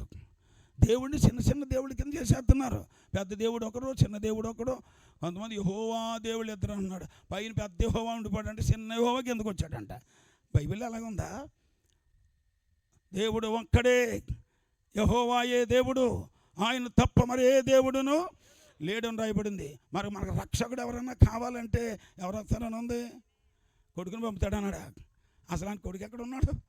43వ అధ్యాయంలో యెషయా గ్రంథం 10వ వచనం చూస్తే, యెషయా గ్రంథం 43వ అధ్యాయం 10వ వచనం చూస్తే ఏమన్నాడు అక్కడ? మీరు తెలుసుకొని నన్ను నమ్మి నేనే ఆయన్నని మీరు గ్రహించినట్లు మీరును నేను ఏర్పరచుకున్న సేవకుడును నాకు సాక్షులు. చూడండి, దేవుడు ఏమన్నాడు తెలుసా? నాకు ముందుగా ఏ దేవుడును లేడు. ముందే దేవుడు లేడన్నాడు. ఇంకేమన్నాడు? నా తర్వాత ఇక ఏ దేవుడు ఉండడు. మా తండ్రి దేవుడు లేడు, తాత దేవుడు లేడు, కొడుకు దేవుడు ఎవడో లేడు. నేను ఎవరు ఏమైనా సరే ఎవరై ఉండాలి? నేనే. అందుకే చెప్పాడు చక్కని మాట. నాకు ముందు ఎవరు లేరు, నా తర్వాత ఎవరు ఉండరు. ఇక నేనే అంటే ఎంతమంది? ఒక్కడే. నేనే యెహోవాను, నేను తప్ప వేరొక రక్షకుడు లేడు. అందరి చేతిలో స్తోత్రం చెబుదాం. ఒకవేళ పాపులు రక్షించడానికి భూమి మీదకి ఎవరైనా రావాలంటే ఏమన్నాడు ఆయన? నేను తప్ప వేరొక రక్షకుడు లేడు. మిమ్మల్ని రక్షించాలన్న నేనే రావాలి. అందరి దేవుని స్తోత్రం చెబుదాం. హల్లెలూయా. అందుకనే రాశాడు కింద చక్కని వాడు. తర్వాత వాక్యం ఏమన్నాడు? ప్రకటించిన వాడను నేనే, రక్షించువాడను నేనే, దానిని గ్రహింపచేయువాడను. అంటే కార్యాలు 3 కానీ పనులు చేసేది 3 కానీ దేవుళ్ళు 3 కాదు. చూసారా? ప్రకటించేవాడిని నేనే. ప్రవక్తలోంచి పూర్వకాలం నుంచి మాట్లాడినోడు ప్రకటించిన తండ్రి ఎవరో? ఆయనే. యెహోవానే తండ్రి అని పిలిచారు. కనుక ఆ ప్రకటించినటువంటి ఆయన మరలా భూమి మీదకి ఎలా వస్తానన్నాడు? రక్షించువాడను. కనుక భూదిగంత నివాసులారా నా వైపు చూసి మీరు రక్షణ పొందండి అయ్యా. 45 అధ్యాయం 22 వచనం చెప్తాడు యెషయా గ్రంథంలో. కనుక భూదిగంత నివాసులారా మీరందరూ నా వైపే చూడండి, ఎందుకంటే రక్షకుడను నేనే. దేవుని స్తోత్రం చెబుదాం. హల్లెలూయా. ఎవరైతే దేవుడై ఉన్నానో ఆ దేవుడే మిమ్మల్ని రక్షించాక రావాలి. ఎవరైతే పైన ఉన్నాడో ఆ పైన ఉన్నవాడే కిందకు రావాలి. దేవుని స్తోత్రం చెబుదాం. హల్లెలూయా. అందుకని చెప్తాడు చక్కని మాట. ప్రకటించేవాడును, రక్షించేవాడును, భూమి మీదకి రక్షించడానికి బలవడానికి వచ్చేవాడు, కుమారుడిగా వచ్చి శిలువ మీద బలవడానికి నేనే రావాలి. ఇంకో నా దగ్గర నా ముందు ఎవరు లేరు, నా తర్వాత ఎవరు లేరు. నేను ఒక్కడే ఉన్నాను. అందుకని ఒకే ఒక దేవుడు అంటున్నాడు. ప్రవక్తలోంచి మాట్లాడింది నేనే. కుమారుడిగా వచ్చి శిలువ మీద బలవడానికి రక్షకుడిగా వచ్చేది నేనే. దానిని గ్రహింపచేయడానికి, సర్వ సత్యములోకి నడిపించడానికి పరిశుద్ధాత్మను కూడా నేనే. అందరూ దేవుని స్తోత్రం చెబుదాం. హల్లెలూయా. కనుక పరిశుద్ధాత్మ దేవుడు ఇంకో 3వవాడు కాదు. కుమారుడు దేవుడు అంటే 2వవాడు కాదు. మనందరికీ ఉన్న దేవుడు ఎంతమంది? ఒక్క దేవుడే. తండ్రి అయిన ఆయనే, కుమారుడిగా పిలిచేది కూడా ఆయన్ని. మనం ప్రార్థన చేస్తాం, ప్రభువా తండ్రి నా కోసం బలయ్యామని ప్రార్థన చేస్తున్నాం. చాలామంది ఏమన్నారు? తండ్రికి ప్రార్థన చేయాలి కానీ యేసుప్రభుకు ప్రార్థన చేయకూడదు అంటున్నారు. మరి యేసుప్రభు ఎవరు ఇప్పుడు వీళ్ళకి అర్థం కాలేదు. యేసు ఎవరో ఇప్పుడు ఇంకా పూర్తిగా తెలియట్లేదు. యేసుకు ప్రార్థన చేయకపోతే ఇంకెవరికి చేస్తాం? యేసుప్రభు ఏమన్నాడు? నా నామమును మీరు నన్నేమి అడిగినాను నేనే మీకు చేస్తానన్నాడు. అంతకుముందు ఏమన్నాడు? నా పేరిట నా నామాన్ని మీరు అడగండి, తండ్రిని వేడుకుంటానన్నాడు. తర్వాత యేసుప్రభు ఏం చెప్పాడు? అయ్యా నీ తండ్రి ఎవరో మాకు ఒకసారి చూపించు అంటే శిష్యులు అన్నాడు. పిలుపు, నేను ఇంతకాలం మీ కూడా ఉంటే నన్ను అడగవా? నన్ను చూసినోడు తండ్రిని చూశాడయ్యా. ఇంక మళ్ళీ తండ్రిని చూపించమంటావేంటి? ఇంకెక్కడున్నాడు? నేనే ఆయన్ని. అందరి చేతులు ఎత్తి స్తోత్రం చెబుదాం. హల్లెలూయా. కనుక ఎంత ప్రత్యేకంగా దేవుడు తెలియజేశాడో చూసారా? ప్రకటించినప్పుడు తండ్రిగా ఉన్నాడు, రక్షించడానికి వచ్చినప్పుడు కుమారుడిగా ఉన్నాడు, సంఘములో ఆదరించడానికి ఉన్నప్పుడు పరిశుద్ధాత్మగా ఉన్నాడు. కనుక ముగ్గురు దేవుళ్ళు లేరు క్రైస్తవులకి, ఒకే ఒక్క దేవుడు. బైబిల్ అంతా చెప్పే సవాల్ అదే. దేవుడి స్తోత్రం కలుగాక. ఆది కాండము నుండి ప్రకటన గ్రంథం వరకు దేవుడు ఒక్కడనే చెప్పగలిగిన బోధే సత్యమైంది. దేవుడి స్తోత్రం చెబుదాం. హల్లెలూయా. ఇద్దరు దేవుళ్ళు, ముగ్గురు దేవుళ్ళు, ఇద్దరే హోవాలు, ముగ్గురే హోవాలు అన్నది తప్పుడు బోధలవి. జాగ్రత్తగా ఉండాలి. సత్యాన్ని అర్థం చేసుకుని వాక్యానుసారమైన భక్తి చేస్తే పరలోకానికి చేర్చబడతాం. దేవుడి స్తోత్రం చెబుదాం. హల్లెలూయా. కనుక దేవుడు అద్వితీయ దేవుడు. అద్వితీయుడు అంటే ఎంతమంది? ఒక్కడే దేవుడు అద్వితీయుడు. మొదటి ఆజ్ఞ ఏమని ఉంది? మొట్టమొదటి ఆజ్ఞ నేనే దేవుణ్ణి, నేను తప్ప వేరేగా దేవుడు. మొదటి ఆజ్ఞ. అది మీరిపోతున్నారు చాలామంది. నేను ప్రియ కుమారుడు పంపాడు అంటే ఎందుకు పంపాడు అన్నాడు? ఎవరో లేరని చెప్పాడు కదా, నా ముందు లేరు తర్వాత లేరు అన్నప్పుడు పంపాడంటే దాని అర్థం ఏంటి? చూడాలి వాక్యాన్ని. ఎందుకు పంపాడు అన్నాడు ఏంటి? ఈయన నా ప్రియ కుమారుడు అని ఎవరు చెప్పి ఎందుకు పలికాడు? తండ్రి అని ఎందుకు పలకవలసి వచ్చింది? దాని అర్థం ఉంది. దాని భావాన్ని దేవుడు రాసిపెట్టి ఉంచాడు. ఊరికి అన్నాడు కదా, ఉన్నాడు అనుకుంటున్నారు. తండ్రి అన్నాడు కాబట్టి ఉండే ఉంటాడు అంటారు. చాలా తప్పుడు బోధలై. కానీ యేసు ప్రభు నీళ్ళలో బాప్తిస్మం పొందడానికి వెళ్ళినప్పుడు చెప్పడు, అక్కడ ఎంతమంది కనపడ్డారు? ఎంతమంది అండి? ఒక్కడే కదా. కనపడేది ఎంతమంది? పర్సన్, వ్యక్తి ఎంతమంది? ఒక్కడే కనపడుతున్నాడు. ఆయన్ని ఏమన్నాడు యోహాను? ఎదుగా నా వెనక వచ్చేవాడు నాకంటే శక్తిమంతుడు, ఆయన చెప్పులు వారు విప్పుటకు నేను పాత్రుడను కానని యోహాను చెబుతూ ఆయన ఇంకేమన్నాడు తెలుసా? నేనైతే మీకు నీళ్ళలో బాప్తిస్మం ఇస్తున్నాను, కానీ నా వెనక వచ్చేవాడు ఆయన ఆత్మలోను అగ్నితో బాప్తిస్మం ఇస్తాడు. దేవుని స్తోత్రం కలుగాక. హల్లెలూయా. అలాంటి వాడు వస్తున్నాడు నా వెనక. ఆయన నాకంటే ప్రముఖుడు, నాకంటే ముందటివాడు, నాకంటే ముఖ్యమైన వాడు. ఇవన్నీ యోహాను సువార్తలో మీరు చదువుకోవచ్చు. 1:2-3 దేవుడు స్పష్టంగా రచించాడు. కనుక యోహానే చెప్తున్నాడు, బాప్తిస్మం ఇచ్చే యోహాను. నేను ఎవరినని చెప్తున్నాడు? నేను నీళ్ళలో బాప్తిస్మం ఇచ్చేవాడిని. కానీ ఆయన నా వెనకాల వచ్చేవాడు ఎవరని చెప్తున్నాడు? ఆయన ఆత్మలోను అగ్నిలో బాప్తిస్మము ఇస్తాడు. ఆయన నాకంటే శక్తిమంతుడు. నేను మామూలుడిని, ఆయన గొప్పవాడు. ఈయన తల్లిదండ్రులు పుట్టినాడు. యోహాను ఎవరికి పుట్టాడు? తల్లిదండ్రులు పుట్టాడు. కానీ యేసు ప్రభు తల్లిదండ్రులకు పుట్టినాడు కాదు ఆయన. అందుకని ఆయన దేవుడు అయ్యాడు. అందరూ దేవుడి స్తోత్రం చెబుదాం. హల్లెలూయా. హల్లెలూయా. బైబిల్ ఏమంటాడు? ఆయన తండ్రి లేనివాడును, తల్లి లేనివాడును, వంశావళి లేనివాడును, జీవితమునుగా ఆది అయినను జీవమునుగా అంతమైనను లేనివాడయ్యుండి దేవుని కుమారుని పోలి ఉన్నాడంతే తప్ప నిజంగా ఆయన రెండోవాడు మూడోవాడు కాడు. ఒకే ఒక్కడు. ఆయనకి తండ్రి లేరు. తల్లిదండ్రులు ఉంటే దేవుడు ఎలాగవుతాడు? మనకి తల్లిదండ్రులు ఉంటారు. తల్లిదండ్రులు లేకుండా ఎలా పుట్టాడని చాలామంది అనేవాళ్ళు ఉన్నారు. తల్లిదండ్రులు లేకుండా పుట్టాడు కాబట్టి ఆయన దేవుడు. అందరూ దేవుడి స్తోత్రం చెబుదాం. హల్లెలూయా. తల్లిదండ్రులతో పుట్టిన వాళ్ళందరూ దేవుళ్ళు గారు. వాళ్ళు కేవలం మనుషులే. వాళ్ళ ప్రవక్తలు పుట్టినా, వాళ్ళ అపోస్తులు పుట్టినా, వాళ్ళ రాజులు పుట్టినా, వాళ్ళు ఎంత మేధావులు పుట్టినా, శాస్త్రవేత్తలు పుట్టినా వారు కేవలం మానవులు మాత్రమే. ఎంతమంది ప్రవక్తలు పుట్టిన వారు మనుషులే, కానీ ప్రవక్తల కంటే గొప్పోడు కాదు. అందరూ దేవుడి స్తోత్రం చెబుదాం. హల్లెలూయా. ప్రవక్తల కంటే గొప్పోడు, మన దేవతల కంటే గొప్పవాడు, లోకంలో ఉన్న దేవుళ్ళ కంటే గొప్పవాడు ప్రభువు అయిన యేసుక్రీస్తు ఒక్కడే. దేవుడి స్తోత్రం కలుగాక. ఆ గొప్పోడిని తక్కువ చేస్తున్నారు చాలామంది. ఆ గొప్పోడే కదా కార్యాలు చేసేది. ఎవరు చూసి ఎవరిని చూస్తున్నారు ఇప్పుడు? సాధు చంద్ర సింగ్ ఎవరిని చూసి అతను బతికాడు? యేసునా తండ్రినా? యేసు ఎవరు? ఆయనే తండ్రి. ఏమంటే ఆయనే దేవుడు. అందుకని యేసుని చూసే పౌలు ఎవరిని చూశాడు? ఎవరిని చూసి కింద పడిపోయాడు? యేసుని. కింద పడిపోయిన తర్వాత ప్రభువా నువ్వు ఎవడం అంటే ఇంకెవండి నువ్వు హింసించుచున్నా యేసుని అన్నాడంతే. యేసుని చూశాడు. యేసుని చూసింది యేసునే. అందుకని పౌలు భక్తుడు ఏమన్నాడు తెలుసా? సంఘాలకు కొరింథీ సంఘం రాసినప్పుడు, నేను యేసుక్రీస్తుని తప్ప ఇక మీ మధ్య ఎవరిని ఎరగకుందును, నేను యేసుక్రీస్తునే ఎరుగుదును, ఇంక వేరేవాడు ఎవడో నాకు తెలియదు. ఆయనే యెహోవా. దేవుని స్తోత్రం కలుగాక. ఆ యెహోవా ఆయనే, యేసుక్రీస్తు ఆయనే, పరిశుద్ధాత్మ యేసుక్రీస్తే సమస్తమై ఉన్నాడు. కనుక దేవుడు తక్కువ అంచనా వేయకూడదు. దేవుడు అంటే కిందకి రాలేదంటే పైన ఉండిపోడు అన్నారు. పైకి బిల్లు అలా లేదు. అసలు ఈ భూమి మీదకి రావాల్సిన పని ఏంటి? దేవుడు ఎందుకు వచ్చాడు? పుట్టవలసిన పని ఏంటి? ఆయన దేవుడిలాగా రాలేదు. ఆయన దేవుడే, కానీ దేవుడిలాగా రాలేదు. ఆయన ఎలా వచ్చాడు? కుమారుడిలాగా వచ్చాడు. దేవుడి స్తోత్రం చెబుదాం. హల్లెలూయా. ఆకారమందు మనుషుడిగా పుట్టి ఎలా పుట్టాడండి? ఆకారములో మనుషుడిగా కనబడి. ఎందుకు ఆకారంలో మనుషుడిగా ఎందుకు రావాలి? దేవుడుగా రావచ్చుగా, దేవుడు దూతలాగా ఉండొచ్చుగా. దేవుడిలాగా దేవుడు దూతలాగా ప్రత్యక్షమైన కాలం అయిపోయింది. కానీ దేవుడు మానవుడి వలె ప్రత్యక్షమయ్యాడు. ఆయన ఎందుకు ప్రత్యక్షమయ్యాడు? మనుషులుగా వచ్చాడు. ఎందుకు అలా ప్రత్యక్షమైన కారణం ఏంటో చూస్తే అక్కడ ఏమంటాడు ఆయన? మరణము పొందునంతగా, అనగా శిలువ మరణము పొందునంతగా తన్ను తాను. అందరూ చేతులెత్తి స్తోత్రం చెబుదాం. హల్లెలూయా. ఫిలిప్పీ పత్రిక 2 చదువుకుని 8 వచ్చిన చదువుకున్న వాక్యం.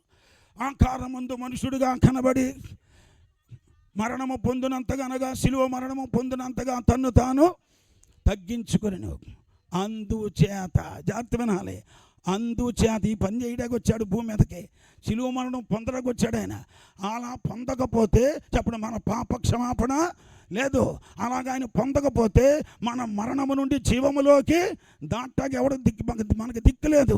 ఆ పని చేయడానికి, మనకు ఆధారంగా ఉండడానికి ఆయన శిలువ మరణం పొందాలని మనుషుడిగా రావాల్సి వచ్చింది.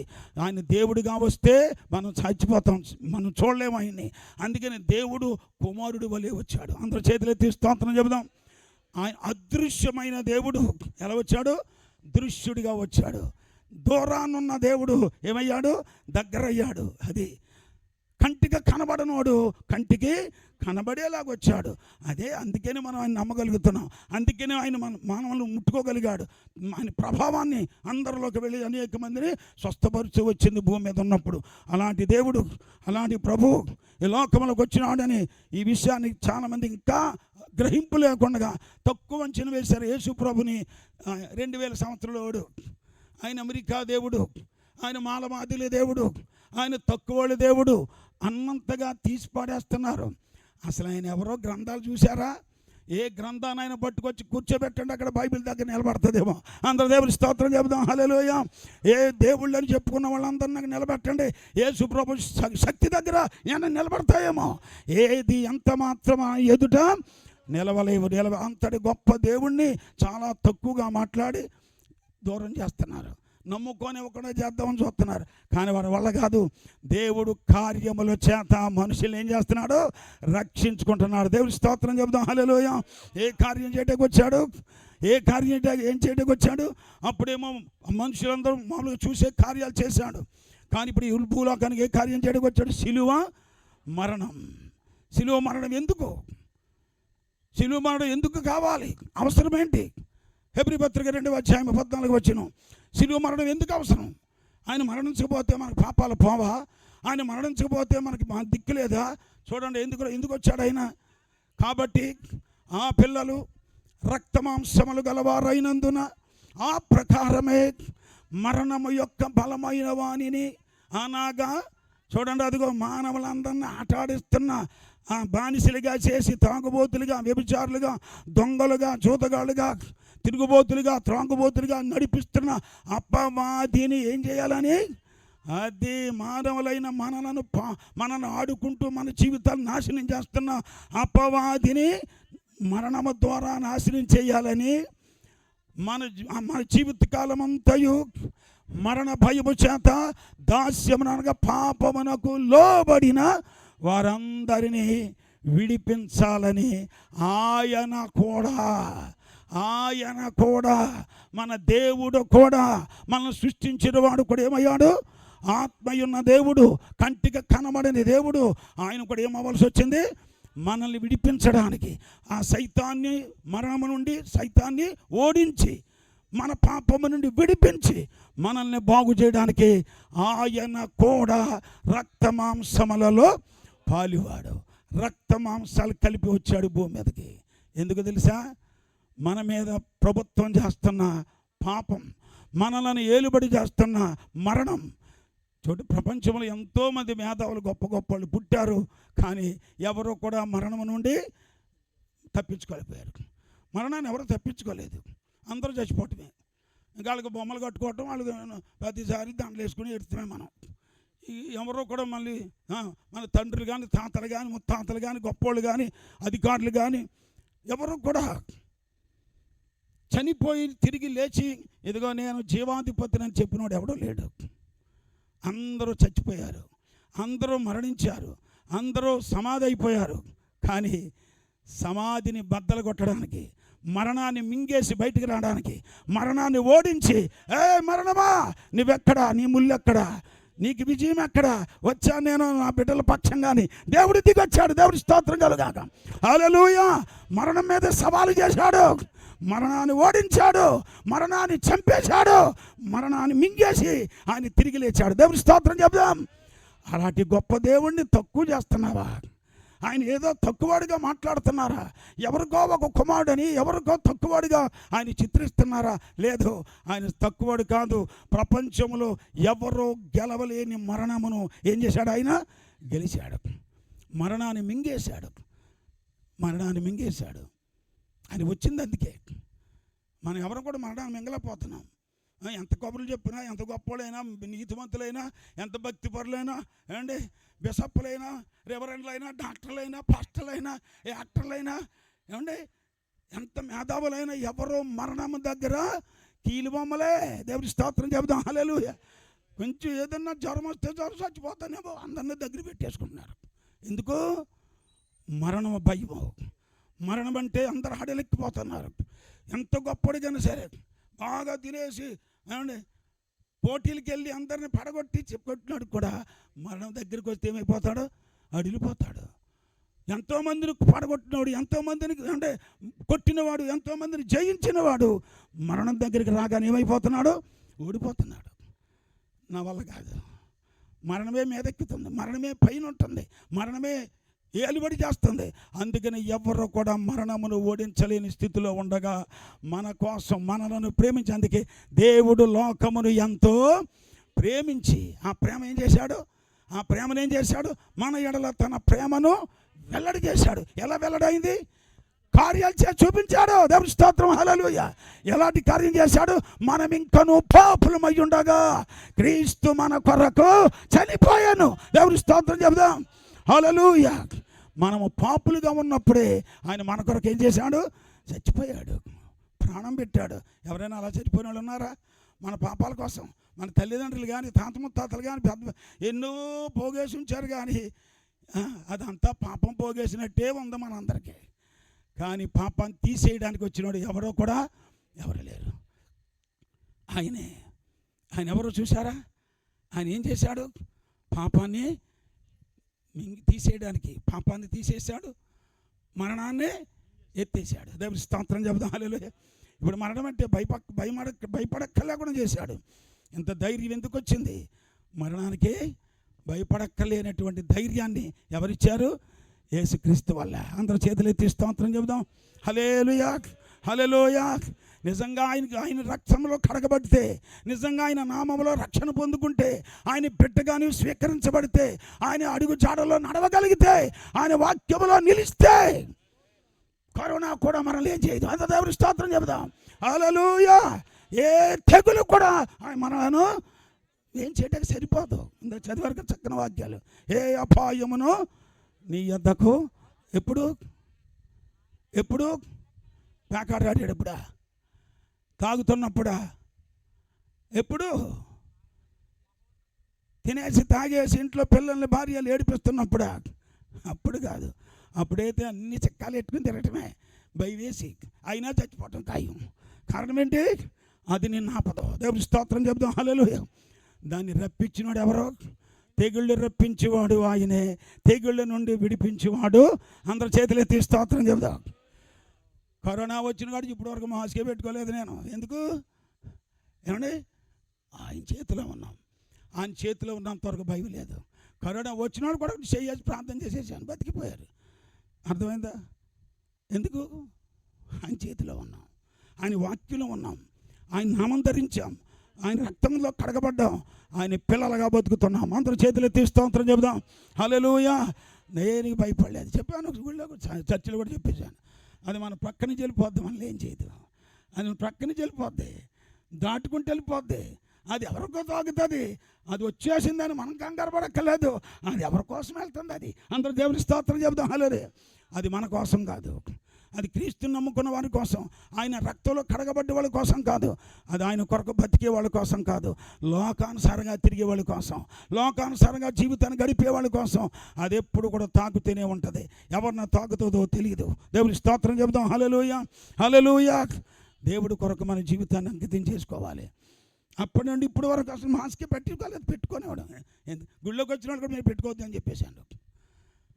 ముసలివాళ్ళు రానివద్దు అని వారి గుళ్ళోకి అందరం వచ్చేయమన్నాను. చిన్నపిల్లలు కూడా రానివద్దు అని వారి గుళ్ళోకి అందరం చిన్నపిల్లలు తీసుకొచ్చేమనేవాడు. అందరూ ఆరాధన చేసి ప్రార్థన చేసి పంపించేసేవాడు. అందరూ చేతులు ఎత్తి స్తోత్రం చెబుదాం. చావలేదు. కరోనా దూరపరిచేశాడు. నూనె చేసి అక్కడ ఇట్టేసి అంత దూరంగా వచ్చి ప్రార్థన చేయండి అయ్యగారు అన్నాడు. ఆయన ఎవరు వస్తాడు? దూరంగా ఉండే నాకు గినట్టుకుంటుంది అనుకుని, లేదు రా దగ్గరికి రానికి ఎక్కేసి నూనె పోసి ప్రార్థన చేసి వెళ్ళిపోవానికి ఏమన్నా తగ్గిపోతాను.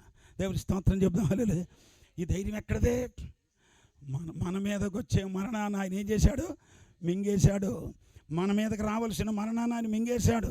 ఇంకా మనకు భయం ఏంటి? మనం ఆయన పిల్లలమైతే చాలు. అందరూ చేతులెత్తి స్తోత్రం చెప్దాం. మా ప్రభువుని మరణం ఏం చేయలేకపోయింది. అందుకే ఆయన అన్నాడు, నా యందు విశ్వాసం ఉంచేవాడు చనిపోయినను బ్రతికిపోతాడు, బ్రతికి నా యందు విశ్వాసం ఉంచిన వాడు మరి అన్నాడను చనిపోడు. దేవుడి స్తోత్రం చెబుదాం. హల్లెలూయా. కనుక అంత గొప్ప దేవుడు మనకు దొరికినప్పుడు ఇంకా లోకస్తులాగా భయంతో కంగారుతో భక్తి చేయకూడదు. విశ్వాసంతో నిండుకోవాలి, సత్యములో నడవాలి, వాక్యములో నిలిచిపోవాలి. దేవుని వాక్యాన్ని వింటున్న దేవుని సేవకుల ద్వారా వాక్యం వింటున్నప్పుడు ఆ వాక్యానికి భయపడి ఆ సత్యాన్ని కట్టుబడి ప్రభు రాకడ కోసం సిద్ధపడాలి. ఆయన వచ్చింది ఎందుకు? ఆయన ఎలాంటి వాడు అయి ఉండొచ్చాడో దేవుడు వాక్యంలో చూస్తాం. 1వ యోహాను పత్రికలో చూడండి, 3వ అధ్యాయం 5వ వచనం. 1వ యోహాను పత్రిక 3వ అధ్యాయం 5వ వచనం. ఆయన పాపములను తీసివేయుటకు ఆయన దేవుడు ప్రత్యక్షమయ్యాడండి. మన రక్తమాంసాల్లో మనుషుడుగా ఎందుకు వచ్చాడు భూమి మీదకి? కుమారుడుగా ఎందుకు ప్రత్యక్షమయ్యాడంటే అక్కడేమన్నాడు? పాపములను తీసేయడానికి వచ్చాడు ఆయన. దేవుని స్తోత్రం చెబుదాం. హల్లెలూయా, హల్లెలూయా. ఇంకా ఇప్పుడు అందరూ కూడా పాపాలను కట్టబెట్టేవాళ్ళు ఎక్కువైపోయారు. పుట్టేవాళ్ళు అందరూ పాపాన్ని కట్టబెడుతున్నారు. ఇంకా పాపాన్ని తీసేసేవాడు ఎవడో లేడు. పాపం తీసేయాలి అంటే ఆయనే రావాలి. అందుకే ఈ గ్రంథాల్లో కూడా ఉంది కదా, అపుత్రస్య గతిర్నాస్తి స్వర్గో నైవచః అన్నాడు. పుత్రుడు లేకపోతే గతులు లేవు, స్వర్గం లేదని. ఏ పుత్రుడు? ఈ కడుపును పుట్టినోడు కాదు. ఈ కడుపును పుట్టిన వాళ్ళు అందరూ ఈదుల్లో పెడేస్తున్నారు. తల్లిదండ్రులు రోడ్ల మీద వదిలేస్తున్నారు, చూడలేక గతి చూపించలేకపోతున్నారు. అంటే అర్థం ఏంటి? ఈ కడుపును పుట్టిన పిల్లల కోసం కాదు గ్రంథంలో రాసింది. ఏ కుమారుడు? ఆత్మవై కుమార ఎవరొచ్చాడు? ఆత్మవై పుత్రనామసి. పుత్రుడిగా ఆత్మైన దేవుడు పుత్రుడిగా పుడితే ఆ పుత్రుడిగా వచ్చినోడే పాపాలు తీసేస్తాడు. అంతేకాదు మోక్షాన్ని కూడా చూపిస్తాడు. మరి ఇక్కడ మనకు గతి చూపించే వాళ్ళు ఎవరు? ఈ కొడుకులు కాదు. వీళ్ళ మీద ఆధారపడకూడదు. అర్థమైందా? తలకూర పెడతాక తయారవుతారు అంతే. చచ్చిపోయేటప్పుడు ఎక్కడున్నా సరే అడిగి వచ్చేస్తారు. అమెరికాలో ఉన్నా సరే వచ్చేస్తారు, కోయిటలో ఉన్నా వచ్చేస్తారు. ఎప్పుడు? చచ్చిపోతేనే. బతుకున్నాక మాత్రం చూడటానికి రారు. నువ్వు ఎలా బతుకుతావు? బతుకున్నావు అలాగే ఏదో పంచన పడేడు. చచ్చిపోయేటప్పుడు కబురంపే. ఎప్పుడు? అప్పుడే అవసరం పంచుకోటానికి. ఏంటి? ఏమున్నాయో, ఆస్తులు ఏమున్నాయో, బంగారం ఎంత ఉందో, ఇళ్ళల్లో ఎన్ని వాటాలు వేయాలో, ఎన్ని వాటాలు రావాలో, ఇవన్నీ లెక్కలు కట్టుకుని వాళ్ళ దగ్గరికి వెళ్ళి వీళ్ళ దగ్గర వెళ్ళి కబుర్లు ఆడుకుని పోతారు. కానీ వాళ్ళు బతికుండగా వాళ్ళు కనీసం ముద్ద పెట్టి వాళ్ళని ఆదరించే స్థితిలో ఈనాడు లేరు. చాలామందిని వీధుల్లో రోడ్ల మీద వదిలేసి వెళ్ళిపోతున్నారు. వృద్ధులైనటువంటి మునుసులు వాళ్ళని. వాళ్ళు కని పెంచి ఎంతో పెద్ద చేసిన ఆ పిల్లల్ని ఎంత గొప్పగా చేస్తే ఆ ఎదిగిన పిల్లలు తల్లిదండ్రులు లెక్క చేయలేకపోతున్నారు. ఎలాగోలాగో బతుకు. కొడుకేదో చూద్దాం అనుకున్నా కానీ కోళ్ళ మాత్రం ఊరు కాదు, ముట్టి తిప్పేద్ది. మీ అమ్మ మా ఇంట్లో ఉంటే కుదరదు అనేటప్పటికి వీడికి తిరవలేనోడి మొత్తానికి ఏం చేస్తాడు? సరేలే నువ్వు చెప్పినట్టే చేస్తాను, లేకపోతే వీడు బతకలేడు, ఉండలేడు. మా తల్లిదండ్రులు బొమ్మంటా నన్ను కన్నారు, నన్ను పెంచారు, ఇంత పెద్ద చేస్తే ఈరోజు నువ్వు వచ్చేసి వాళ్ళని అన్యాయం చేయమంటావా? వేరు చేస్తావా? కుదరదా అని ఇప్పుడైతే నిలబడి అలాంటి నిలబడి పవర్ ఎవరికి ఉందే? లేదు. లొంగిపోతున్నారు వాళ్ళకి, వంగిపోతున్నారు వాళ్ళకి. అందుకని వాళ్ళు అలా చెప్తే అలా నడిచి ఇంకా తల్లిదండ్రులైనా వదిలేస్తున్నారు. కానీ ఈ అందగత్తిని మాత్రం వదలలేకపోతున్నారు. ఇవి ఎలాగ ఆడింతుందో తెలియట్లేదు. చాలా జాగ్రత్తగా ఉండాలి. అలాంటి బుద్ధులు రానివద్దు సుమా. మంచోళ్ళుగా తయారవ్వండి. మీకు ఇచ్చిన ఆ ముసలోళ్ళని అత్తమామలైనా సరే తల్లిదండ్రులా చూసుకోండి. తల్లిదండ్రులని ఇంకా బాగా చూసుకోండి. ఎందుకు తెలుసా? రేపు దేవుడి దగ్గర మీరు లెక్కప్పు చెప్పాలి. అందరూ దేవుడి స్తోత్రం చెబుదాం. హల్లెలూయా. మనం దేవుడి దగ్గర లెక్కప్పు చెప్పాలి. తల్లిదండ్రులకు కూడా మనం లెక్కప్పు చెప్పాలని వాళ్ళు మనల్ని ఎంతో అల్లారు ముద్దుగా పెంచారు. కాలు కింద పెట్టకుండా మంచం మీద పండుకోబెట్టి లాలించి అన్ని రకాలుగా ఖర్చు పెట్టి రెక్కల ముక్కలు చేసుకుని చెమటలు కార్చి వాళ్ళు తినటం కూడా మానేసి ఎన్నోసార్లు నిన్ను పెంచినటువంటి మార్గాలు నీకు జ్ఞాపకం రావయ్యి. ఎందుకని దయ్యం ఒకడు ఉన్నాడు కదా లోకంలో, అవి రానివాడు, నీకు జ్ఞాపకానికి రానివాడు. ఏం బట్టి ఏం తెచ్చింది అడుగు, ఏం సంపాదించావు అడుగు. ఇదే పట్టింది. ప్రతి వాళ్ళకి ఇదే తెలుసుకున్నారు. ఏంటి ఏం సంపాదించావు చూడు. వాళ్ళు మేళ్ళ సంపాదించుకున్నారు. చూడు వాళ్ళ బోళ్ళంది కార్లు సంపాదించుకున్నారు. మాకేం సంపాదించావు, వెళ్ళు ఇంక ఇంట్లో ఉండొద్దని. ఇది వీళ్ళు నేర్చుకున్నది. తల్లిదండ్రులు సంపాదించక్కర్లేదు, నిన్నే సంపాదించుకున్నారు. అందరూ దేవుడి స్తోత్రం చెబుదాం.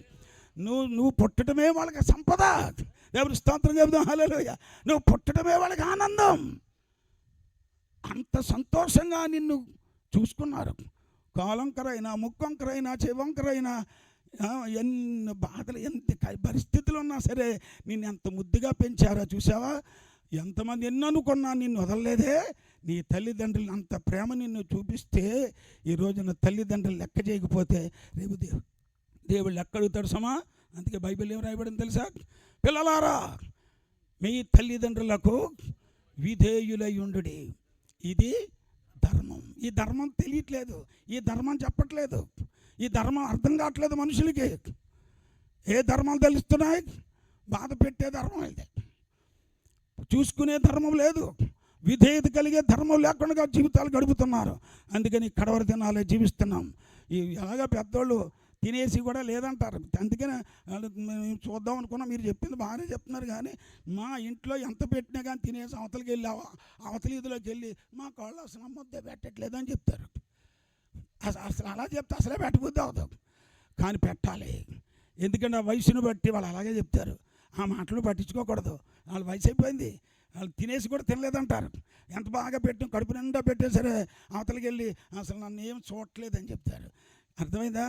అంత బాగా చూసిన వాళ్ళని కూడా అవతలికి వెళ్ళి పేర్లు పెట్టి, ఏమంటే అత్తగారులు ఉన్నారు, తల్లులు ఉన్నారు, లేకపోలేదు ఉన్నారు. అయినా సరే అవి మనం పట్టించుకోకూడదు. అందరి చేతులు ఎత్తి స్తోత్రం చెబుదాం. నువ్వు చిన్నప్పుడు ఎన్ని కొంటి పనులు చేసినా నిన్ను వదిలేశారా? మాట్లాడరే? వదలేదు. చిన్నప్పుడు కొంటి పనులు చేసి నువ్వు గలిబిలు చేస్తున్నా సరే వెళ్ళి అవతలగా నిన్ను వదలలేదే. ఇంత ప్రేమించి నిన్ను మళ్ళా ఒడిలో పెట్టుకుని నిన్ను ముద్దుగా చూస్తే ఈ రోజున వాళ్ళు ఏదో కొంచెం కొంటిగా అక్కడెక్కడ చేదు మాటలు పలికారని వాళ్ళు వదిలేస్తావా? నేను చూడండి అంటావా? వద్దు, వాళ్ళ మాటలు పట్టించుకోకండి. చూడండి, రేపు దేవుడి దగ్గర లెక్క అప్పుడు మీరు కూడా ధన్యులు అవుతారు. రేపు మీరు పెద్దోళ్ళు అయినప్పుడు రేపు మీ పిల్లలు కూడా మిమ్మల్ని చూడాలి అంటే మీరు నేర్పించండి మీ పిల్లలకు కూడా ఆ మంచి మార్గం. అదే దేవుడు కోరుకుంటున్నాడు. అందరూ చేతులు ఎత్తి స్తోత్రం చెబుదాం. హల్లెలూయా. కనుక దేవుడు స్తుతిస్తున్నాం. దేవుడు చేసే కార్యాలు మన జీవితాల్లో అనుభవిస్తున్నాం. ఆయన గొప్ప కార్యం ఏం చేశాడు తెలుసా? ఏం చేశాడు? శిలువ మరణమును మన కొరకు ఆయన అనుభవించాడు. కనుక పాపములను తీసివేయుటకు ఆయన ప్రత్యక్షమయ్యాడు. ఆయన యందు పాపమేమియు. అదండి ఆ వచ్చిన దేవుడు. కుమారుడు అంటున్నావో ఏమనుకున్నావో ఆయనలో ఏమి లేదు. పాపమన్న కొడుకులు బోళ్ళు మంది ఉన్నారు భూమి మీద. పాపం లేని కొడుకుని చూసావా? పాపం లేని కుమారుడు, పాపం లేకుండా పాపుల కొరకు ప్రాణం ఇవ్వడానికి వచ్చిన వాడిని, మరణాన్ని మింగేసిన వాడిని ఎప్పుడైనా ఆలోచించావా? ఆయన నమ్ముకుంటేనే నీకు గతి ఉంది. దేవుని స్తోత్రం చెబుదాం. హల్లెలూయా. ఆయన గుండెల్లో చేర్చుకుంటేనే నీకు దారి ఉంది. లేకపోతే నీకు భవిష్యత్తే లేదు, పరలోకం దొరకదు, భూమి మీద నీకు గతి కూడా దొరకదు. ఎందుకంటే పుట్టించినోడు ఆయనే, నిన్ను పెంచుతున్నవాడు ఆయనే, నీకు తల్లిదండ్రులు ఇచ్చినోడు ఆయనే, నీకు పిల్లల్ని ఇచ్చినోడు ఆయనే, నీకు సమస్తం కలిగించినోడు ఆయనే. ఆయనే నువ్వు మర్చిపోయి జీవిస్తే ప్రయోజనం లేదు. నీ పాపముతో నిండి భూమి మీద జీవిస్తుంటే, జన్మ కర్మ పాపాలతో బతుకుతుంటుంటే అవన్నీ తీసేయాలని ఆ కుమారుడిగా భూమి మీదకి వచ్చిన దేవుడు. ఆయనలో పాపం ఎంత మాత్రమునో లేదు. పాపం ఉన్నవాడైతే మనకేం పని చేస్తాడు? పాపం ఉన్నవాడైతే దేవుడు ఎలాగవుతాడు? పాపము లేనివాడు కనుకనే దేవుడు. పాపము లేనివాడు కనుకనే మన పాపాలన్నీ తీసేయడానికి ఆయన శిలువ మీద మరణం బలైపోయాడు. దేవుడు స్తోత్రం చెబుదాం. హల్లెలూయా. గొప్ప కార్యం చేయడానికి ఆయన పనిచేశాడు కనుక వచ్చింది. దేవుడే వచ్చాడా? లేక దేవుడు ఏమన్నా ఇంకొకరిని పంపించాడంటే ఇంకొకరిని పంపడానికి ఎవరి దగ్గర ఆయన దగ్గర ఇంకొకటి ఎవరో లేరని ఇందాక వాక్యం చేద్దాం. మరి లేనప్పుడు పంపాడంటే అర్థం ఏంటి? వాక్యం చూడాలి, దేవుని వాక్యం ద్వారా రుజుపరుచుకోవాలి. ఆయన భూమి మీదకి శరీరధారిగా రావాలి కనుక దాన్నే ఇలా వర్ణించాడు అక్కడ. అందుకే 9:16 హెబ్రీ పత్రికలో చూస్తే ఒక చక్కని మాట ఉంది. చూడండి అక్కడ ఏముంది? మరణ శాసనము ఎక్కడ ఉండేనో, మరణ శాసనము వ్రాసిన వాని మరణము అవశ్యం. ఆ శాసనము వ్రాసినవాడు చెప్పండి ఏమవ్వాలి? మరణం పొందాలి. మరణ శాసనం వ్రాసినవాడు మరణం పొందితేనే అది చెల్లుబాటు అవుతుంది. ఆ వ్రాసినవాడు జీవించుచుండగా అది ఎప్పుడైనా చెల్లునా? ఒక మరణ శాస్త్రం చేసింది ఎవరు? దేవుడు. అంటే యెహోవా దేవుడే కదండి. మనం మామూలుగా పాత నిబంధనలు చెప్పుకుంటే యెహోవాయే ఏం చేశాడు? మరణ శాసనమును రాశాడు. ఇదిగో ఈ పండు తింటే నీవు చస్తావు, ఇదిగో ఈ పని చేస్తే నువ్వు చస్తావు అని పాత నిబంధనలో మరణ గురించిన శాసనాలు రాసింది ఎవరు? యెహోవా దేవుడే రాయించాడు. ఇప్పుడు బైబిల్ ఏం రాయబడింది? పౌలు భక్తుడు ఏం చెప్తున్నాడు? ఇప్పుడు మరణ శాసనం రాసిన వాడు వాని మరణము భూమి మీద అవసరం. ఆ రాసినవాడు వచ్చి మరణిస్తేనే అది చెల్లును. అది మరణించకపోతే ఆయన పైనే ఉండిపోతే, చెప్పండి, ఆయన పైనే ఉండిపోతే దూతను పంపినా ఎవరినెవరినో పంపినా అది ఎప్పుడైనా చెల్లునా? ఎవడు మరణించినా పని చేయదు, దేవుడే మరణించాలి. మరణ శాసనం ఎవరు రాశారో ఆ దేవుడే వచ్చి భూమి మీదకి వచ్చి మరణించాలి. అందుకే ఆయనే వచ్చి మరణించాలి కనుక శరీరం ధరించాడు. అందుకే మానవుడిగా భూమి మీద ప్రత్యక్షమయ్యాడు. అందుకే కన్యక గర్భం గుండా భూమి మీద పుట్టవలసి వచ్చింది కనుక దేవుడికి పుట్టుక లేదు, చావు లేదు. అలాంటి వాడు మన కోసం ఆయన ఈ విధంగా ఈ కార్యం చేయడానికి ఆయన భూమి మీదకి రావాల్సి వచ్చింది. మరణ శాసనాన్ని ఎత్తేసాడు. మరణ శాసనాన్ని ఆయన మరణించిన తర్వాత మరణ శాసనం ఏమైపోయింది? చెల్లుబాటు అయిపోయింది. అందుకే ఇప్పుడు మరణం అంటే మనకి భయం లేకుండా చేశాడు ఆ యేసు ప్రభు. ఎదుగో గొప్ప కార్యాలు చేసి చదివిన 103 కీర్తనలు చదివిన వాక్యాలు మనం చూస్తాం. ఆయన నీ దోషములన్నిటినీ క్షమించినవాడు, ఆయన నీ సంకటములన్నిటినీ కుదుర్చువాడు, ఆయన సమాధిలో నుండి నీ ప్రాణమును విమోచించుచున్నాడు. పక్షిరాజు యవనం వలె నీ యవనము క్రొత్తదగుచున్నట్లు మేలుతో నీ హృదయాన్ని తృప్తిపరుస్తున్నాడు. ఇలాంటి కార్యాలు చేసిన దేవుడిని ఎప్పుడైనా గమనించావా, ఆలోచించావా? ఆయనే మన ప్రభువైన యేసుక్రీస్తు. అందుకే భూమి మీదకి వచ్చాడు, కార్యాలు చేసి చూపించాడు. అప్పుడు ప్రవక్తలను ఎన్నుకున్నాడు, అప్పుడు దూతల ద్వారా కొన్ని కార్యాలు చేయించాడు, భక్తుల్ని ముందు చేయించాడు. కానీ తర్వాత రక్షకుడిగా భూమి మీదకి వచ్చినప్పుడు ఆయనే చేశాడు కార్యాలు. దేవుడి స్తోత్రం చెబుదాం. హల్లెలూయా. ఆయనే ముట్టుకున్నాడు. చూసారా? కుష్ఠరోగి వచ్చి నీకు ఇష్టమైతే నన్ను శుద్ధిగా చేయవా అంటే నాకు ఇష్టమని ఏం చేశాడు? ముట్టుకుని బాగు చేశాడు. ఆయనే ముట్టుకున్నాడు. రక్తస్రావ గల రోగి వచ్చి ఆయన వస్త్రం చెక్కు ముట్టుకుంటే ఏమైంది? బాగుపడింది. కనుక ఆయన్ని ముట్టినా స్వస్థతే, ఆయన ఇంకొకరిని ముట్టినా స్వస్థతే. ఎవరైనా ఆయన ముట్టినా స్వస్థతే. అంటే ఆయన వల్ల ఏముంది? కార్యములు, గొప్ప కార్యములు, భీకరమైన కార్యములు, ఆశ్చర్య కార్యములు, గొప్ప కార్యములు, ఇలాంటి కార్యాలు చేసి మానవుల పట్ల రక్షకుడిగా ఈ భూమి మీద రుజువయ్యాడు. అందుకే ఆఖరికి మాట చదువుకుని ప్రార్థన చేసుకుందాం. 1 తిమోతి పత్రిక 3:16 చదువుకుందాం. 1 యోహాను పత్రిక 1 తిమోతి పత్రిక 3:16 నిరాక్షేపముగా దైవభక్తిని గూర్చిన మర్మము గొప్పదై ఉన్నది. ఏంటా మర్మం? దైవభక్తిని గురించిన మర్మం ఏంటో తెలుసా? ఆయన అనగా దేవుడు సశరీరుడుగా ప్రత్యక్షుడయ్యను. ఆత్మస్వరూపైన దేవుడు శరీర రూపములోకి ఆయన మానుషుడిగా ప్రత్యక్షమయ్యను. ఆత్మ విషయంలో నీతిపరుడని తీర్పు పొందాడు, దేవదూతలకు కనపడ్డాడు, రక్షకుడని. చూసారా? పైనుండి దేవుడు శరీరధారిగా వచ్చినాడు, రక్షకుడని భూలోకమంతా ప్రకటించబడుతున్నాడు. సర్వలోకానికి వెళ్ళి సర్వ సృష్టికి సువార్త ప్రకటించమన్నాడు. ఎందుకు? రక్షకుడని. యేసే, చెప్పండి అందరూ చెప్పండి, యేసే రక్షకుడు. సువార్త ఎందుకు చాడుతున్నాం? యేసు ప్రభు అందరినీ రక్షించేవాడు, పాపులను రక్షించేవాడు.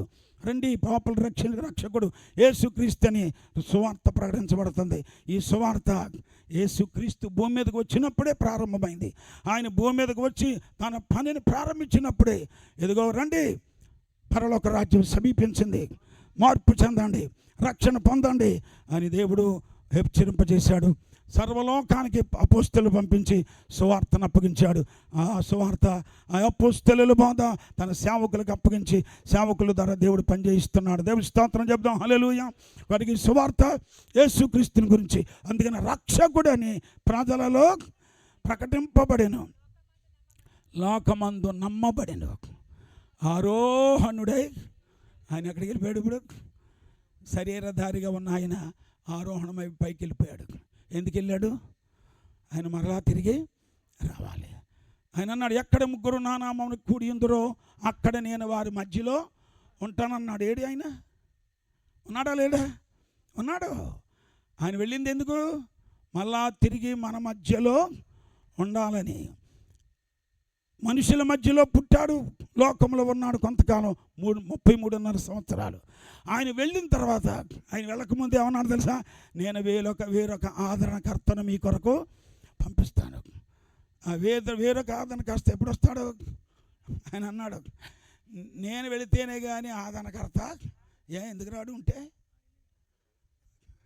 స్తోత్రం చెబుతాం, హల్లెలూయా, ఆమేన్, హల్లెలూయా. ఉంటే ఎందుకు రాడు? లేడు కనుక. ఇప్పుడు మరి పంపుతానన్నాడే అంటే ఈయనే వెళ్ళి మరలా తిరిగి నేను వెళ్ళని ఎడలా రాడన్నాడు. నేను వెళితే మీకు మేలు, నేను వెళితే మీకు ప్రయోజనం కనుక నేను వెళ్ళినప్పుడు నేను మీకు ఆదరణకర్త మీకు వస్తుందంటే, ఆదరణకర్త ఎవరు? యేసుక్రీస్తే ఆత్మరూపుగా మరల పెంతెకొస్తు పండుదనాన్ని దిగి వచ్చాడు. దేవుడి స్తోత్రం చెబుదాం, హల్లెలూయా. ఆత్మతో లోకంలో తన భక్తులను ఆత్మతో నింపాడు. 120 మంది ఆత్మతో నిండుకున్నారు, అన్య భాషలు మాట్లాడారు. వారందరూ కూడా దేవుని గురించి ప్రవచించి బలముగా నిలబడ్డారు. అక్కడ సంఘం ప్రారంభించబడింది. పెంతెకొస్తు పండుగ దినాన్ని ఆయన అక్కడ ఆత్మతో అందరూ నిండుకున్నప్పుడు అప్పుడు వారు పేతురు లేచి బోధించాడు. తాళం చేయించాడు కదా పేతురు గారికి. తాళం చేయి, నువ్వు పరలోక రాజ్యపు తాళం చెవి, పరలోకానికి రావాలంటే నువ్వు తాళం తీయి అన్నాడు. ఎప్పుడు తీయవలసి వచ్చింది? పరిశుద్ధాత్మ పొందే వరకు మీరు ఎక్కడికి సువార్తకి వెళ్ళొద్దన్నాడు. పెంతెకొస్తు దినాన్ని ఆత్మ పొందారు, అంతే. అప్పుడు వాక్యం బోధించాడు. పేతురు లేచి బోధించగా ఆ పేతురు బోధ విన్నప్పుడు వారందరూ నొచ్చుకొని హృదయాలు పొడవబడి వారు అంటున్నారు, అయ్యా సహోదరులారా, మేము ఏం చేయాలి అని అడిగితే అప్పుడు పేతురు అంటున్నాడు, దేవుడు ఆత్మతో నిండుకున్న, పరిశుద్ధాత్మతో నిండుకున్నవాడు. ఆత్మ ఎక్కడుంది? ఇప్పుడు యేసేమో కూడా ఉన్నాడు. ఎవరితో? శిష్యులతో ముందు భూమి మీద ఉన్నప్పుడు. ఇప్పుడు ఎక్కడున్నాడు? పెంతెకొస్తు దినాన్ని నుండి లోపలికి వచ్చేసాడు. అందరూ దేవుని స్తోత్రం చెబుదాం.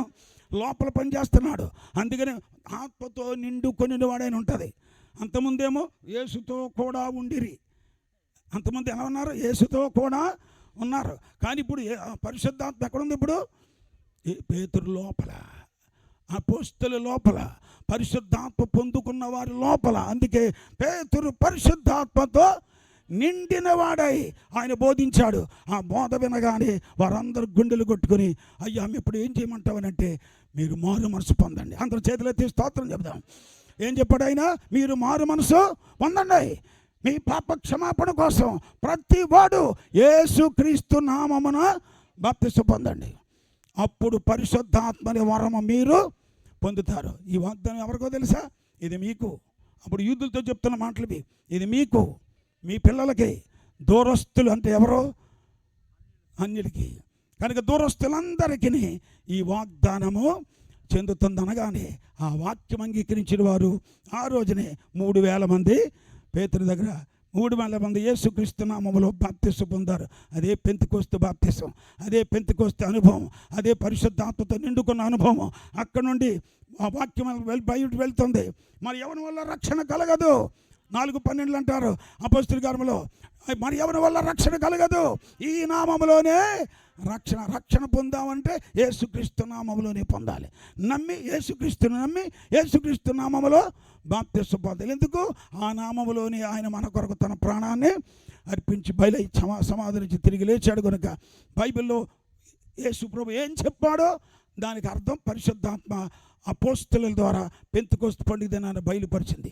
అక్కడ ఆయన చెప్పాడు, ఇక్కడ వాళ్ళు చేశారు. చెప్పింది తండ్రి యొక్కయో కుమారుని యొక్కయో పరిశుద్ధాత్మ యొక్కయో నామములోనికి ఇయుడి అన్నాడు. ఆ నామమే ప్రభు అయిన యేసుక్రీస్తు నామమని 3000 మందికి ఇచ్చేశారు. అందరూ చేతులెత్తి స్తోత్రం చెబుదాం. యూదులకి అలాగే, సమరయులకి 8వ అధ్యాయంలో సమరయులకి అలాగే అన్యులకి కొర్నేలు ఇంటి దగ్గర పేతురు మరలా అన్యులకి అలాగే యేసుక్రీస్తు నామములోని. ఇంకా యేసుక్రీస్తు నామములో బాప్తిస్మం పొందకపోతే పౌలు గారు మరలా ఎవరికి ఇచ్చాడు? ఎఫెసీయులకి రెండోసారి మరలా బాప్తిస్మం ఇచ్చాడు. ఎందుకు? యేసుక్రీస్తు నామం బాప్తిస్మం పొందకపోతే నామం లేనిదే, పేరు లేనిదే రక్షణ ఎక్కడ దొరికిద్ది? పేరు లేని ఉత్తరం ఎక్కడ పోద్ది? పేరు లేని బాప్తిస్మం ఎలా చెల్లుద్ది? కనుక తండ్రి అంటే పేరు కాదు, కుమారుడు అంటే పేరు కాదు, పరిశుద్ధాత్మ అంటే పేరు కాదు. కనుక దేవుడు వాక్యం ద్వారా సర్వసత్యం మనకు తెలుసుకున్నప్పుడు పరిశుద్ధాత్మ బోధ, పెంతెకొస్తు దినాన్ని దేవుడు బయలుపరిచిన బోధ, యేసుక్రీస్తు నామములోని బాప్తిస్మం పొందడం సత్యమైంది. నేను పెంతెకొస్తునే చిన్నప్పటి నుంచి. ఆ పెంతెకొస్తులో నాకు అలాగిచ్చారు. కానీ దేవుడు వాక్యం ద్వారా తేటగా స్వార్థల గురించి సత్యాన్ని పునాదంతా బయట పెట్టినప్పుడు ప్రభు ఇంత ఖచ్చితంగా అయితే నేను మళ్ళీ చెప్పలేనన్నాను. దేవుడు అన్నాడు, భయపడద్దు, నేను నీకు తోడుకుంటాను, అనేక మంది నీ దగ్గరికి తీసుకొస్తాను అన్నాడు. అప్పుడు 40 సంవత్సరాలు అయింది. అప్పటి నుంచి ఇప్పటి వరకు ఎంతోమంది వస్తున్నారు, ఎక్కడెక్కడి నుంచో వచ్చి వాక్యం తెలుసుకుని, సత్యం తెలుసుకుని, నిజమైన రక్షణ పొందుకుని దేవుడు అనేక మంది సేవ చేస్తున్నారు. అందరూ చేతులెత్తి స్తోత్రం చెబుదాం. హల్లెలూయా. మన వాక్యంలోకి నడిపించాలంటే సంఘాలు చెడగొడతాం కాదు, వాక్యంలోకి నడిపించాలి, సత్యంలోకి తీసుకెళ్ళాలి, పరలోకానికి నడిపించాలి. అందుకే తప్ప గలిబిలి చేయడానికి కోసం కాదు. ఇది వాక్యం, ఇది వాక్యానుసారమైన భక్తి. అలాంటిది చేస్తేనే దేవుడి దగ్గరికి వెళ్తాం. అందుకే వాక్యానుసారంగా నేను మరలా పొంది అనేక మందికి వాక్యానుసారంగా నడిపించి ఆ భాగ్యాన్ని దేవుడు అనుగ్రహించాడు. ఇక్కడ ఉన్న సేవకులందరూ పొందిన వాళ్ళే వాక్యానుసారంగా వచ్చారు, సత్యం తెలుసుకున్నారు, ఆయన నామం ధరించారు. ఎందుకంటే నేను ఎవరిని బలవంతం చేయను. దేవుడు చెప్పాడు, నేను పంపిస్తాను, అనేక మందికి నీ దగ్గరికి వస్తారు, రక్షించబడతారన్నాడు. ఇప్పటికే వస్తున్నారు. రాయలసీమ నుంచి వచ్చారు, ఎక్కడెక్కడ నుంచి, వైజాగ్ నుంచి, చాలా చోట్ల నుంచి వచ్చి వాక్యానుసారం రక్షణ పొందుకొని మొన్న కూడా మళ్ళీ ఎర్రంపాలలో మీటింగ్స్ పెట్టినప్పుడు 4 పాస్టర్లు వచ్చి, వెస్ట్ గోదావరి నుంచి 3, ఈస్ట్ గోదావరి నుంచి 1, 4 పొందారు. దేవుడు పంపిస్తానన్నాడు. అలాగే వస్తూనే ఉన్నారు. ఇప్పటికీ ఇంకా రెడీగా ఉన్నారు కొంతమంది. ఎందుకంటే ఇది వాక్యం, ఇది చివరి కాలం, ఇది సత్యాన్ని తేటగా తెలుసుకుని యేసు ప్రభు 106 చెప్పాడు అని అక్కడే ఆగిపోతున్నారు. ఆయన చెప్పింది చెప్పమనలేదు, ఆయన ఏమన్నాడు? చెప్పింది చేయమన్నాడు. చెప్పింది చెయ్యాలి. ఈ బాణాలను నీళ్ళతో నింపండి అంటే మళ్ళీ యేసు ప్రభు 106 చెప్పాడు, ఈ బాణాలను నీటితో నింపండి అనకూడదు. ఏం చేయాలి? నీటితో నింపాలి. అది చేసినట్లు లెక్క. అలాగే తండ్రి కుమార పరిశుద్ధాత్మ నామములకు ఇవ్వండి అని యేసు చెప్పిన ఆ మాట యేసుక్రీస్తు నామములో ఇవ్వాలి. అది యేసు చెప్పింది నెరవేర్చినట్టు. అది అపోస్తలులు పెంతెకొస్తు దినాన్ని అద్భుతంగా వాక్యాన్ని గౌరవించి ఆత్మను పొందుకొని సర్వసత్యములోకి వారు నడిపించబడ్డారు. దేవుడి స్తోత్రం చెబుదాం. హల్లెలూయా. కనుక అలా ఇంకా ఎవరైనా నడిపించబడకపోతే, ఇంకా సర్వసత్యాన్ని తెలుసుకోకపోతే, ఇప్పుడే ఇంకా వాక్యం దగ్గర నేర్చుకుని, వాక్యంలో లోతైన విషయాలు ఇంకా మనం నేర్చుకోవాల్సిందే. బైబిల్లో చాలా లోతైన విషయాలు ఉన్నాయి. మనం ఎంత చదివినా ఇంకా చదవాలి. ఎంత తెలుసుకున్నా అంతా నాకు తెలిసిపోయింది అన్నట్టు మన జీవితాంతం కూడా వాక్యంలో ఎంత తెలిసిన. ఎందుకంటే సత్యము బహు లోతైనది, సత్యము దూరముగా అది బహు లోతుగా ఉంటుంది. దాన్ని లోపల తీసుకుంటే పైపైన అంత పైపైన సంఘాలు పైపైన కట్టుబాట్లతో రకరకాల ఈ పండుగలు అయితే సింపుల్గా చేసిపోతారు. ఈ వాక్యాన్ని నెరవేర్చాలంటే కష్టం. అయ్యో భయం వేస్తుంది. గలిబిలి చేసుకోవద్దు. వాక్యం నెరవేర్దాం, పరలోకానికి చేరుకుందాం. చివరి రోజుల్లో ఉన్నాం, ఆఖరి క్షణాల్లో ఉన్నాం. బైబిల్ ఎక్కడ కూడా తండ్రి కుమార పరిశుద్ధాన్ని 3 మాటలు చెప్పి బాప్తీసు ఇచ్చినట్టు బైబిల్ ఒక్క వాక్యం మీకు దొరకదు, లేదు. అపోస్తలులు ఎక్కడ చూసినా యేసుక్రీస్తు నామములో ఇచ్చారు. యేసేమి చెప్పాడో దాని ప్రకారంగా చేశారు. అలాంటి రక్షణ చాలామంది అనుభవించారు. ఇంకా ఇక్కడ ఈ ప్రాంత ప్రజలు కూడా సత్యాన్ని తెలుసుకుని ప్రభు రక్షణలో పరలోకానికి సిద్ధపడి ఉండాలని ప్రభు ప్రేమతో మీకు అందరికీ మనం చేస్తున్నాను. ఆయన ఆశ్చర్య కార్యములు చేసినవాడు. ఆశ్చర్య కార్యముల ద్వారా దేవుడు మనకి బయలుపరుచుకున్నాడు. కనుక రక్తం ఇచ్చాడు, మరణాన్ని గెలిచాడు, మనం యేసుక్రీస్తుని నమ్ముకున్నప్పుడు, ఆయన నామం ధరించినప్పుడు ప్రభు రాకడికి సిద్ధపరచబడతాం. అట్టి రక్షణ, అట్టి మార్గం అందరికి అనుగ్రహించబడాలని మనమందరం కోరుకుని ప్రార్థిద్దాం. దేవుడు కృప అందరికీ తోడుగా ఉండాలని, కార్యములు చేసే దేవుడు మన ప్రభు అని యేసుక్రీస్తు ఒక్కడేనని, ఆయన ఏ కార్యమైనా చేయగలడు. ఎంతోమంది జీవితాలను అద్భుతంగా మార్చాడు. తాగుబోతులు మార్చాడు, జూదగాళ్ళు మార్చాడు, మాంత్రికులను మార్చాడు, పూజారులు మార్చాడు. ఇది దేవుడు చేసే కార్యాలు. భూమి మీద ఎవరు చేయలేరవి దేవుడు చేసే కార్యాలు, అద్భుతాలు, అలాంటి మహిమ కార్యాలు ఎన్నెన్నో చేస్తూనే ఉన్నాడు. అలాంటి దేవుడిని హృదయపూర్వకంగా అంగీకరించి, యేసు ప్రభువా, నువ్వు నా కొరకే వచ్చావా? నా పాపాలు తీసేయడానికి వచ్చావా? నా మీదకి వచ్చిన మరణాన్ని నువ్వు చంపేయడానికి వచ్చావా? నన్ను బతికించడానికి వచ్చావా?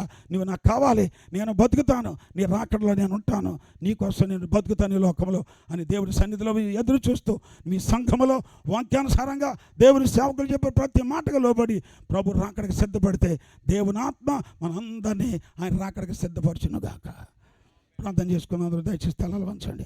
హల్లెలూయా, hallelujah, hallelujah, hallelujah, hallelujah, hallelujah, hallelujah, hallelujah, hallelujah, hallelujah, hallelujah, హల్లెలూయా. దేవుడికి సాటి అయిన వాడు ఎవడో లేడు. ఆయన చేసే కార్యములు మన గురించి ఆయన చింతిస్తున్నాడు. దేవా, మా ఎడల నీకున్న తలంపులు చాలా విస్తారమైనవి. ఇదిగో మా కొరకు నువ్వు ఎంతో ఆశలు కలిగి ఉన్నావయ్యా. మమ్మల్ని రక్షించి పరలోకములు నీ ఉన్న చోటికి మమ్మల్ని తీసుకెళ్లాలని భూమి మీదకి దిగొచ్చావని మాకు అర్థమైంది ప్రభు అని ఈ రాత్రి వాక్యమైన మీ హృదయాలు దేవుడి వైపు తిప్పి, యేసయ్యా నన్ను రక్షించవా, నన్ను కరుణించవా, ఇంకా రక్షణ లేని వారు ఎవరైనా ఉంటే రక్షణకి సిద్ధపడండి. లోక సంబంధమైనటువంటి వ్యర్థమైన వాటి వైపు ఉండొద్దు. ప్రభు రాకడికి సిద్ధపడదాం. మన ఆత్మీయ జీవితాన్ని స్థిరపరచుకుందాం. మారు మనసు పొందకపోతే ఇప్పుడైనా మార్పు చెందు. ఇప్పుడైనా నీ చెడుతనాన్ని మానేసుకో.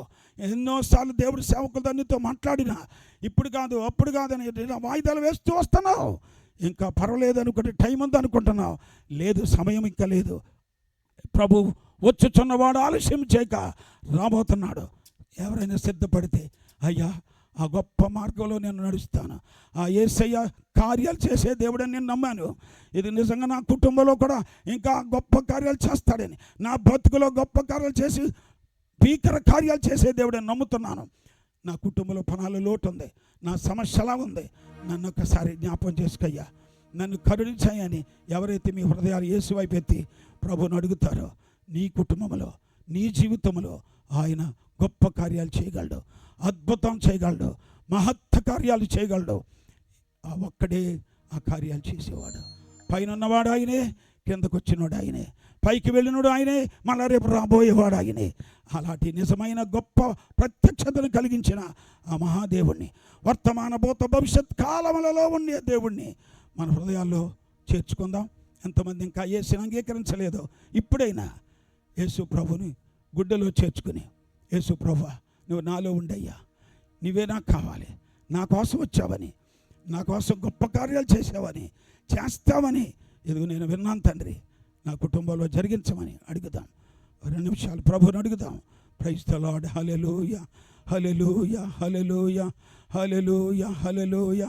Praise the Lord. స్తోత్రం, స్తోత్రం, స్తోత్రం, స్తోత్రం. Praise the Lord. హల్లెలూయా. మహోన్నతుడిని మా తండ్రి, నీ పరిశుద్ధ నామానికి స్తోత్రం. ఈ రాత్రి ప్రభా ఈ దాసుల ద్వారా ఈ ప్రాంతంలో నాయన ఏర్పరచుకున్నట్టు మంచి కూటాన్ని బట్టి నీకు స్తోత్రం. ఇది మా ప్రియ కుటుంబస్తుల ద్వారా నాయన నీవు సిద్ధపరిచినటువంటి మంచి అవకాశాన్ని బట్టి నీకు స్తోత్రం. ఇక నీ దాసులందరినీ స్థలానికి తీసుకొచ్చావు. మేమంతా కలిసి ప్రార్థన పూర్వకంగా ఎదుగో ఒక్క పాప అయిన రాత్రి రక్షణ పొందాలని, ఒక్క పాపి అయిన మార్పు చెందాలని యేసయ్య ఇంత ప్రయాసపడ్డానికి ఇదిగో నీవే అద్భుతం చేసే దేవుడు అని, కార్యములు చేసి రుజువుపరిచే దేవుడు అని, భూమి మీదకి మా కోసం దిగొచ్చిన దేవుడు అని, నువ్వు నిజంగా మా ఇళ్లలో మా గుండెల్లో మా బ్రతుకుల్లో ఉంటావని, కార్యాలు చేస్తావు, సంఘములో చేస్తావు, కుటుంబాల్లో చేస్తావు అని నమ్ముతున్నామని ఇదిగో ఎంతమంది ఈ రాత్రి ప్రభు హృదయాలు విప్పి నీ కొరకు ఎదురు చూస్తున్నారు తండ్రి. కరుణించండి, వారి హృదయాలను దర్శించండి, వారి బ్రతుకులను మార్చండి, నీకు ఇష్టమైన బిడ్డలుగా నడిపించండి. ఇదిగో కూడిక ద్వారా ఇదిగో కూటమి ఏర్పరచుకున్నటువంటి ఎంతో ప్రయాసంతో ఖర్చు పెట్టి సిద్ధపరచుకున్నటువంటి ఆ ప్రియ కుటుంబాన్ని ఇస్సాకుని ప్రభు తండ్రి యొక్క నాయన శాంతిని జ్ఞాపకం చేసుకోండి. అలాగే ప్రభు అబ్రంగాన్ని వారికి వారి కుటుంబస్తులందరినీ జ్ఞాపకం చేసుకోండి. వచ్చిన కుటుంబాలను బంధుమిత్రులందరూ కరుణించమని నీకు నీ దోషాలను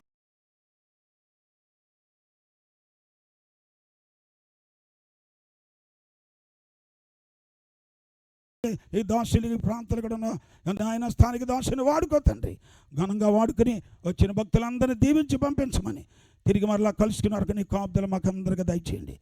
యేసు క్రీస్తు నామమున ప్రార్థించి మనం చేసుకొంచున్నాను. ఆమేన్. మన ప్రభు అయిన యేసు క్రీస్తు కృప, సమాధానం, ఆయన ఆత్మ ఇప్పుడును ఎల్లప్పుడూ ప్రభు వచ్చు పర్యంతం ప్రభు బిడ్డలైన మనందరకు, ఆయన సేవకులందరికీ, వీరి ప్రియమైన కుటుంబమునకు, దూర ప్రాంతాల నుంచి వాక్యమైన ప్రజలందరికీ సదా తోడై నడిపించి కాపాడునుగాక. ఆమేన్. ఆమేన్. అందరికి ప్రోత్సాహం. అందరికీ వందనాలు. ఈ రాత్రి చక్కని వాక్యం. మన దేవుడు ఎవరు, ఆయన మన పట్ల ఎటువంటి కార్యాలు చేస్తారు.